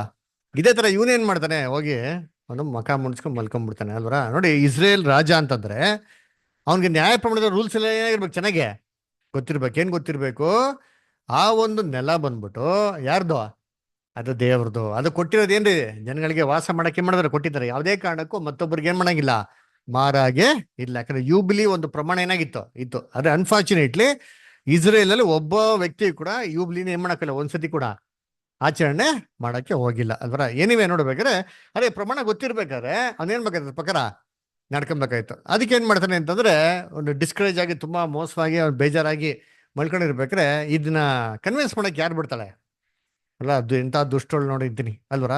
ನೀನ್ ಯಾಕೆ ರಾಜ ಅದರ, ನೀನ್ ಯಾಕೆ ಮಕ ಮುಂಡಿಸ್ಕೊಂಡ್ ಮಲ್ಕೊಬೇಕು, ಎದ್ದೋಗಿ ಏನ್ ಮಾಡಿ ನೀನು ವಶ ಪಡಿಸ್ಕೋ, ಆರ್ಡರ್ ಕೊಟ್ಟೆ ಮಾಡಿ ವಶ ಪಡಿಸ್ಕೊ ಅಂತ ಏನ್ ದುಷ್ಟು ಒಂದು ಐಡಿಯಾ ಕೊಡ್ತಾನೆ ನೋಡಿದ್ದೀನಿ ಅದರ. ಅದಕ್ಕೆ ಏನ್ರಿ, ಗಂಡಸರೆಲ್ಲ ಯಾರ ಕಂಟ್ರೋಲ್ ಇರ್ತಾರೆ, ಅದು ಇರ್ಲೇಬಾರ್ದು. ಸಂಸಾರಕ್ಕೆ ತಲೆ ಯಾರು ಗಂಡ. ಅದಕ್ಕೆ ಹೇಳಕ್ಕೆ ಭಯ ಪಡ್ತಿರ್ರಿ ಗಂಡ್ಮಕ್ಳ್ರಿ. ಅದರ ಸಂಸಾರಕ್ಕೆ ತಲೆ ಯಾರು, ಅದರ ಸಂಸಾರಕ್ಕೆ ತಲೆ ಪುರುಷನಾಗಿರ್ಬೇಕು, ಡಿಸಿಷನ್ ತಗೊಳೋದಲ್ಲ ಅದರ. ಅದಕ್ಕೆ ಅದೊಂದು ಸ್ಟೇಬಲ್ ಮೈಂಡ್ ಏನಾಗಿರ್ಬೇಕು, ಇರ್ಬೇಕು ಅದರ. ಸೊ ಜೀವನದಲ್ಲಿ ಏರುಪೇರು ಏನಂತಾರಲ್ಲ ಇರ್ತಾರೆ ಅದರ. ನಾವು ಕೇಳಿದೆಲ್ಲ ದೇವ್ರು ನಮ್ಗೆ ಕೊಡ್ತಾರಾ, ದೇವ್ರು ನಮ್ಗೆ ಕೇಳಿದೆಲ್ಲ ಕೊಡಕಲ್ಲ. ಆದ್ರೆ ನಮಗೆ ಏನು ಯೋಗ್ಯವಾಗಿದೆಯೋ, ಏನ್ ಕೊಡ್ಬೇಕಾಗಿದ್ಯೋ ದೇವ್ರು ಅದನ್ನ ಮಾತ್ರ ಕೊಡ್ದಿರ ಮಾತ್ರ ಬಿಡಲ್ಲ ಅಲ್ವರ. ಸೊ ಅದಕ್ಕೆ ನಮ್ಗೆ ಏನಾಗಿರ್ಬೇಕು, ಇರೋದ್ರಲ್ಲಿ ತೃಪ್ತಿಯಾಗಿರೋಂಥ ಮನ್ಸು ಏನಾಗಿರ್ಬೇಕು, ಇರ್ಬೇಕಾದ್ರೆ ನಮ್ಗೆ ದೇವ್ರು ಸ್ವಲ್ಪ ಕೊಟ್ಟಿದ್ರೆ ಸಂತೋಷವಾಗಿರ್ಬೇಕು. ಜಾಸ್ತಿ ಕೊಟ್ಟು ಕೂಡ ಅದ್ರಲ್ಲಿ ಏನಾಗಿರ್ಬೇಕು, ಅದ್ರಲ್ಲಿ ನಂಬಿಕಸ್ಥರಾಗಿರ್ಬೇಕು ನೋಡ್ರಿ ಇರ್ತೀನಿ ಅಲ್ವರ. ಅದಕ್ಕೆ ನಾವು ನಮ್ಮ ಬ್ರದರ್ ರಸಲ್ ಬಗ್ಗೆ ಹೇಳ್ತಿರಲ್ಲ, ಅದರ ಓದ್ಬೇಕಾರೆ ಅವ್ರೇನ್ರಿ ಆ ಕಾಲದ ದೊಡ್ಡ ಕೋಟ್ಯಾಧಿಪತಿ ಅವರು, ಮಲ್ಟಿ ಮಿಲಿಯನರ್ ಹೇಳ್ಬೇಕಾರೆ ಅದರ. ಅವರು ಮನ್ಸು ಮಾಡಿದ್ರೆ ಎಷ್ಟೋ ದುಡ್ಡು ಮಾಡ್ಬೋದಾಯ್ತು. ಆದ್ರೆ 18 ವಯಸ್ಸಲ್ಲೇ ತನ್ನ ಲೈಫನ್ನು ಏನ್ ಮಾಡ್ತಾರೆ, ದೇವ್ರಿಗೋಸ್ಕರ ತ್ಯಾಗ ಮಾಡ್ತಾರೆ ಅದರ. ಅದು ನೋಡ್ಬೇಕಾರೆ ಅದೆಲ್ಲ ಏನ್ರಿ ನಮ್ಗೊಂದು ಮಾರ್ಗದರ್ಶಿ ಅಲ್ವರ. ನಮ್ಗೆ ಅಪೋಸ್ಟ್ಲ್ ಪೌಲ್ ಅಲ್ವರ, ಅಪೋಸ್ಟ್ಲ್ ಪೌಲ್ ಬಗ್ಗೆ ಓದ್ಬೇಕೇನ್ ನೋಡ್ತೀರಿ, ಎಂತ ದೊಡ್ಡ ಗ್ರೇಟ್ ಸ್ಕಾಲರ್, ಎಷ್ಟು ದೊಡ್ಡ ಇದಿತ್ತು ಅವ್ರಿಗೆ ರೆಸ್ಪೆಕ್ಟ್ ಸೊಸೈಟಿಯಲ್ಲಿ ಅಲ್ವರ. ಎಂತ ಇನ್ಫ್ಲೂಯೆನ್ಸ್ ಅಂದ್ರೆ ಅವ್ರು ಹೋಗ್ಬಿಟ್ಟು ಯಾಜಕನ ಮೀಟ್ ಮಾಡೋರು, ಯಾಜಕರು ಪರ್ಮಿಷನ್ ಇಟ್ರೆ ಕೊಡೋರು. ಯೋಚನೆ ಮಾಡಿ, ನೀವು ಹೋದ್ರೆ ಕೊಡ್ತೀರಾ? ನಾವೇನೋ ಹೋದ್ರೆ ಸಭೆಯಲ್ಲಿ ನಮ್ಗೆಲ್ಲ ಪರ್ಮಿಷನ್ ಇಟ್ಟು ಕೊಡ್ತಾರಾ? ಅಂದ್ರೆ ಅವ್ರ ತಂದೆ ತಾಯಿ ಯಾವ ಇನ್ಫ್ಲೂಯೆನ್ಸ್ ಅಲ್ಲಿ ಇದ್ರು, ಈ ಹುಡುಗ ಇನ್ನ ಮದುವೆ ಆಗಿಲ್ಲ, ಯೋಚನೆ ಮಾಡಿರ್ತೀನಿ. ಅವ್ರು ಹೋಗೋ ಆಲಯದಲ್ಲಿ ಯಾಜಕನ ಹತ್ರ ಒಂದು ಪರ್ಮಿಷನ್ ಇಟ್ಟು ಇಸ್ಕೊಂಡ್ಬಿಡ್ತಾರೆ ಮರ್ಡರ್ ಮಾಡಕ್ಕೆ ಅಂತಂದ್ರೆ ಅವ್ರು ಎಷ್ಟು ಇನ್ಫ್ಲೂಯೆನ್ಷಿಯಲ್ ಪರ್ಸನ್ ಆಗಿರ್ಬೇಕು ಅದರ. ಆದ್ರೆ ಅವೆಲ್ಲ ಇನ್ಫ್ಲೂಯೆನ್ಸ್ನ ಯಾರಿಗೋಸ್ಕರ ಬಿಟ್ಕೊಡಕ್ಕೆ ರೆಡಿ ಆಗಿರ್ತಾರೆ ಅದರ, ದೇವ್ರಿಗೋಸ್ಕರ. ಸೊ ದೇವರು ಏನ್ ಕೊಟ್ಟಿದ್ರು ಅದನ್ನ ಸಹಿಸ್ಕೊಳಕ್ಕೆ ಏನಾಗಿದ್ರು ಅಪೊಸ್ತಲ ಪೌಲು ಎಡಗಿದ ಅಪೋಸ್ಟ್ಲು ಪೌಲನ ಕರಿಬೇಕಾದ್ರೆ ದೇವ್ರು ಹೆಂಗ್ ಕರೀತಾರೆ? ಬಾ ನೀನು ನನ್ಗೋಸ್ಕರ ಏನ್ ಮಾಡ್ಬೇಕು? ಅದನ್ನ ಹೇಳ್ಬಿಟ್ಟು ಕರೀತಾರೆ. ನಮ್ಗೆಲ್ಲ ಹೇಳ್ಬೇಕಾರೆ ಬಾ ಬ್ಯಾಪ್ಟಿಸಮ್ ತಗೋ ನಿಂಗ್ ಮಾಡ್ತಾ ದೇವ್ರು ಅಂತಂದ್ರೆ ನಾವೆಲ್ಲ ಏನ್ ಮಾಡ್ತೀರಿ? ಅಯ್ಯೋ ಇದೆಲ್ಲೋ ತಪ್ಪಾಗಿ ದಾರಿ ಬಂದ್ಬಿಟ್ಟಿದೀನಿ, ಏನ್ ಮಾಡ್ಬೇಕು ವಾಪಸ್ಸು? ಅಂದ್ರೆ ನೋಡಿರ್ತೀನಿ ಎಲ್ಲ ಹೆಂಗಿದೆ ನೋಡಿ ನಮ್ಗೆ ಬೈಬಲ್ ಕಂಪ್ಯಾರಿಸನ್ಗಳು ಅಲ್ವರಾ. ಸೊ ಅಹಾಬಿನ ಒಂದು ಮನಸ್ಥಿತಿ ಅಂದ್ರ ದೇವ್ರ ಮಕ್ಳು ಮನಸ್ಥಿತಿ ಹೆಂಗಿರ್ಬೇಕು ಅಲ್ವರ. ನಾಬೊತ್ತು ಏನ್ರಿ ಅವನು ಧಾರಾಳ ಕೊಡ್ಬೋದಾಗಿತ್ತು, ಬಿಡದ್ರೆ ಹೇಳ್ದಲ್ಲ, ಚೆನ್ನಾಗಿ ಬಾರ್ಗೇನ್ ಮಾಡಿ ರಾಜ ಬಂದು ಕೇಳ್ತವನೆ, ಸ್ವಲ್ಪ ಜಾಸ್ತಿನೇ ಕೇಳ್ಬಿಡೋಣ, ಇದೇ ತರ ಇನ್ನೂ ಕೊಟ್ಬಿಡೋಣ ಅಲ್ವರ. ಕೊಡೋದ್ರಲ್ಲಿ ಏನ್ ತಪ್ಪಾಗ್ತಾ ಇರ್ಲಿಲ್ಲ ಬಿಡ್ರಿ ಅದರ. ಆದ್ರೆ ಅವನಿಗೆ ಮನ್ಸಲ್ಲಿ ಏನಿತ್ತು ಮನಸಾಕ್ಷಿ ಇತ್ತು ಅಂತ, ಏನಪ್ಪ ದೇವ್ರ ವಾಕ್ಯಕ್ಕೆ ಏನಾಗಿರ್ಬೇಕು ನಮ್ಗೆ ವಿಧೇಯನಾಗಿರ್ಬೇಕು. ನೋಡಿ ಅದು ತುಂಬಾ ಇಂಪಾರ್ಟೆಂಟ್ ನೋಡ್ರಿ. ನಮ್ಮಲ್ಲಿ ಮನಸ್ಸಾಕ್ಷಿ ಅಂತ ಅಂದ್ಬಿಟ್ಟು ದೇವ್ರ ವಾಕ್ಯದ ಪ್ರಕಾರ ಇತ್ತು ಅಂದ್ರೆ ದೇವ್ರ ವಿರುದ್ಧವಾಗಿ ಏನೇ ತಪ್ಪು ಮಾಡಕ್ಕೆ ಮುಂಚೆ ನಮ್ಗೆ ಏನಾಗ್ತಾರೆ ವಾರ್ನಿಂಗ್ ಅದು ಬರ್ತಾ ಇರೋದು. ಅದಕ್ಕೆ ಒಂದು ವಾಕ್ಯ ಹೇಳ್ತಾರೆ, ಒಂದು ನಿಮಿಷ.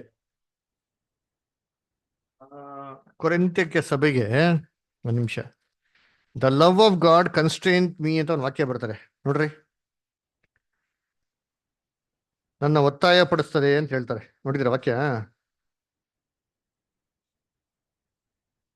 ಹಾ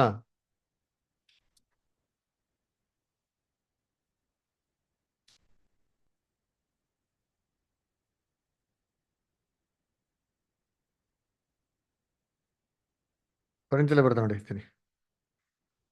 ಸೆಕೆಂಡ್ ಕೊರಿಂಥ್ಯಲ್ಲಿ ಇದು ಓಕೆ. 14 ವರ್ಷ ಓದಿಂತೀನಿ. 2 ಕೊರಿಂಥ 5:14. ಹ್ಮ್. ಕ್ರಿಸ್ತನ ಪ್ರೀತಿಯು ನಮಗೆ ಒತ್ತಾಯ ಮಾಡುತ್ತದೆ. ಕ್ರಿಸ್ತನ ಪ್ರೀತಿ ನಮ್ಗೆ ಏನ್ ಮಾಡ್ತಾರೆ? ಒತ್ತಾಯ ಮಾಡ್ತಾರೆ. ಏನ್ ಪ್ರೀತಿ? ಕ್ರಿಸ್ತನ ಪ್ರೀತಿ. ಈ ಪ್ರೀತಿ ನಮ್ಮಲ್ಲಿ ಇತ್ತು ಅಂತಂದ್ರೆ ಹೇಳ್ರಿ ನಮ್ಗೆ ಏನಾಗ್ತಾರೆ ಹೇಳ್ರಿ, ನಮ್ಗೆ ದೇವ್ರದಾಗ ನಡ್ಕೊಳಕ್ ಏನಾಗಲ್ಲ, ನಮ್ಗೆ ಮನ್ಸು ಬರೋದಿಲ್ಲ ಅಲ್ವರ. ಸೊ ಅದಕ್ಕೆ ಆ ಟೈಮಲ್ಲಿ ನಾವು ದೇವ್ರಿಗೋಸ್ಕರ ನಿಂತ್ಕೊಳಕ್ ಏನಾದ್ರು ಸರಿ ದೇವ್ರಿಗೋಸ್ಕರ ನಿಂತ್ಕೊಳಕ್ ಏನ್ ಮಾಡ್ತೀವಿ ನಾವು ಮನ್ಸು ಮಾಡ್ತೀವಿ ಅಲ್ವರ. ಇಲ್ಲ ಏನಂದ್ರೆ ಈ ಪಾಠಕ್ಕೆ ನಮ್ಮ ಬ್ರದರ್ ಬರೀಬೇಕಾದ್ರೆ ಹೆಡ್ಡಿಂಗ್ ಬರೀತಾರೆ, ಕವೆಟಸ್ನೆಸ್ ಅಂತ ಬರೀತಾರೆ ರೀಪ್ರಿಂಟ್ಸ್ ಅಲ್ಲಿ ಅಲ್ವರ. ಬಿವೇರ್ ಆಫ್ ಕವೆಟಸ್ನೆಸ್ ಅಂತ ಬರೀತಾರೆ. ಕವೆಟಸ್ನೆಸ್ ಅಂದ್ರೆ ಲೋಭದ ಆಸೆ ಅಲ್ವರ. ಅದ್ರ ಬಗ್ಗೆ ಏನ್ ಮಾಡ್ತಾರೆ? ಎಚ್ಚರಿಕೆ ಕೊಡ್ತಾರೆ ಅಲ್ವರ. ನೋಡ್ಬೇಕು ನಮ್ಗೆ ಏನಾಗಿರ್ಬೇಕು, ಈ ಲೋಭದ ಬಗ್ಗೆ ತುಂಬಾ ಏನಾಗಿರ್ಬೇಕು, ಎಚ್ಚರಿಕೆ ಆಗಿರ್ಬೇಕು ನೋಡಿ. ಅದಕ್ಕೆ ನೋಡ್ಬೇಕಾರೆ ಏನ್ರಿ ನಾಬೋತ್ ಅಲ್ವರ ಎಷ್ಟು ದೇವ್ರಿಗೆ ಏನಾಗಿದ್ದ, ವಿಧೇಯನಾಗಿದ್ದ ಅಲ್ವರ. ಆಮೇಲೆ ಯೆಜೆಬೆಲ್ ನೋಡಿ ಎಂತ ಕುತಂತ್ರವಾದ ಇಂತ ಹಿಂಗ್ಸ್ ಅಂತೀನಿ ಅಲ್ವರ. ಸಾಯಿಸ್ಬೇಕಾರೆ ಸುಳ್ಳು ಸಾಕ್ಷಿ ಹೇಳ್ಬಿಟ್ಟು ಸತ್ಯವೇದರಿಗೆ ಅಂದ್ರೆ ನ್ಯಾಯ ಪ್ರಮಾಣದಂತ ಎಲ್ಲಾ ಪ್ರಮಾಣಗಳಿಗೆ ವಿರುದ್ಧವಾಗಿ ಸುಳ್ಳು ಹೇಳ್ಬಿಟ್ಟು ಕ್ಲೀನ್ ಆಗಿ ಏನ್ ಮಾಡ್ದಲೆ ಸಾಯಿಸಾಕ್ತಾರೆ. ಇದಕ್ಕೆ ಜೊತೆಗೆ ಸಾಥ್ ಕೊಡೋರು ಯಾರು? ಎಲ್ಲ ಇಸ್ರೇಲು ಅಲ್ಲ ಹಿರಿಯರು ಅಲ್ಲರ. ಎಂತ ಹಿರಿಯರು ನೋಡ್ರಿ ಇರ್ತೀನಿ. ಅದು ಹಿರಿಯರಾಗಿರೋ ಹೆಂಗಿರ್ಬೇಕು? ಹಿರಿಯರು ಹೆಂಗಿರ್ಬೇಕಂತೆ ಓದಿದ್ರ ಬೈಬಲಲ್ಲಿ? ತಿಮೋತಿಯಲ್ಲಿ ಓದಿ ಹೇಳ್ತಾರೆ. ಎಲ್ಲಿ? 1ನೇ ತಿಮೋತಿ 3ನೇ ಅಧ್ಯಾಯ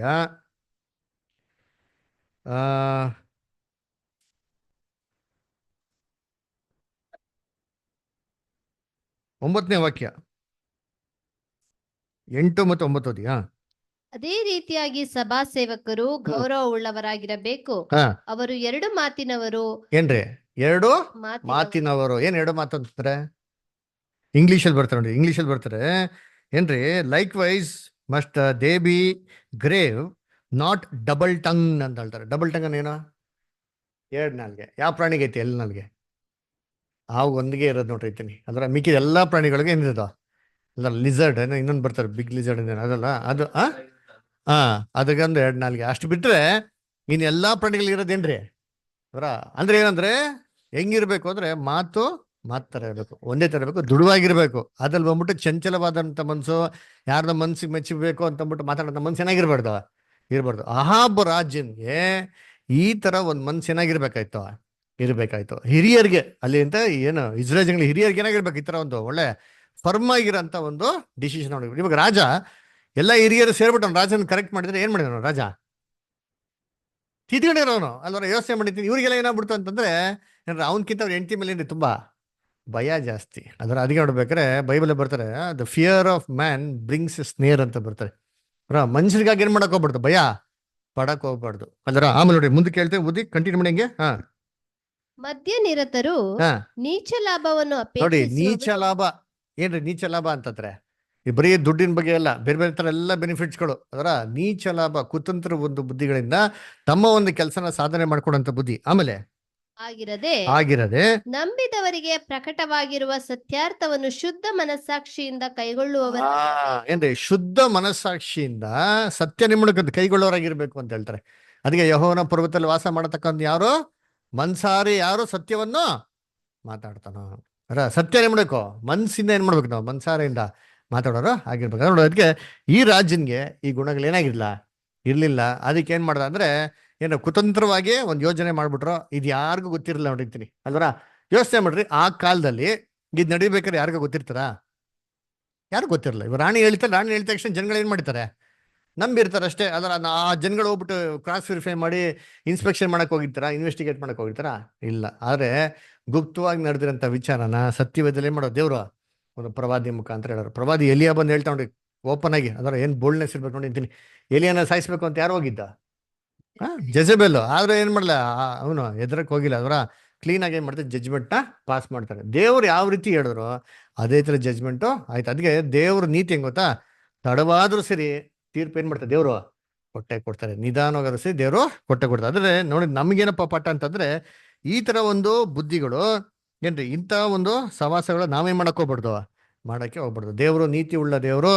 ಆ ನೀತಿಗೆ ನಾವೇನಾಗಬೇಕು, ಒಂದು ಭಯ ಭಕ್ತಿಯಾಗಿ ಬಾಳಕ್ಕೆ ನಾವೇನ್ ಮಾಡಬೇಕು, ಪ್ರಯತ್ನ ಮಾಡಬೇಕು. ಅದರಿಂದ ಕರ್ತನಲ್ಲಿ ಪ್ರೀತಿ ಅಂತ ಸರಸಗಳೇ, ಈ ಒಂದು ದಿನದಲ್ಲಿ ಕೇಳಂತ ಪಾಠದ ಪ್ರಕಾರ ನಾವು ಜೀವನದಲ್ಲಿ ನಮ್ಮ ಸುಧಾರಣೆಗಳನ್ನ ಮಾಡ್ಕೊಂಡು ದೇವರಿಗೆ ಯೋಗ್ಯವಾಗಿ ಬಾಳೋದಕ್ಕೆ ನಾವು ಪ್ರಾರ್ಥನೆ ಮಾಡೋಣ.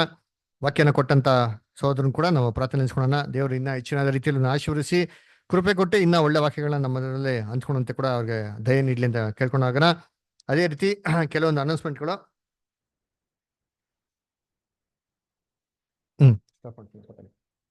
ಕೆಲವೊಂದು ಅನೌನ್ಸ್ಮೆಂಟ್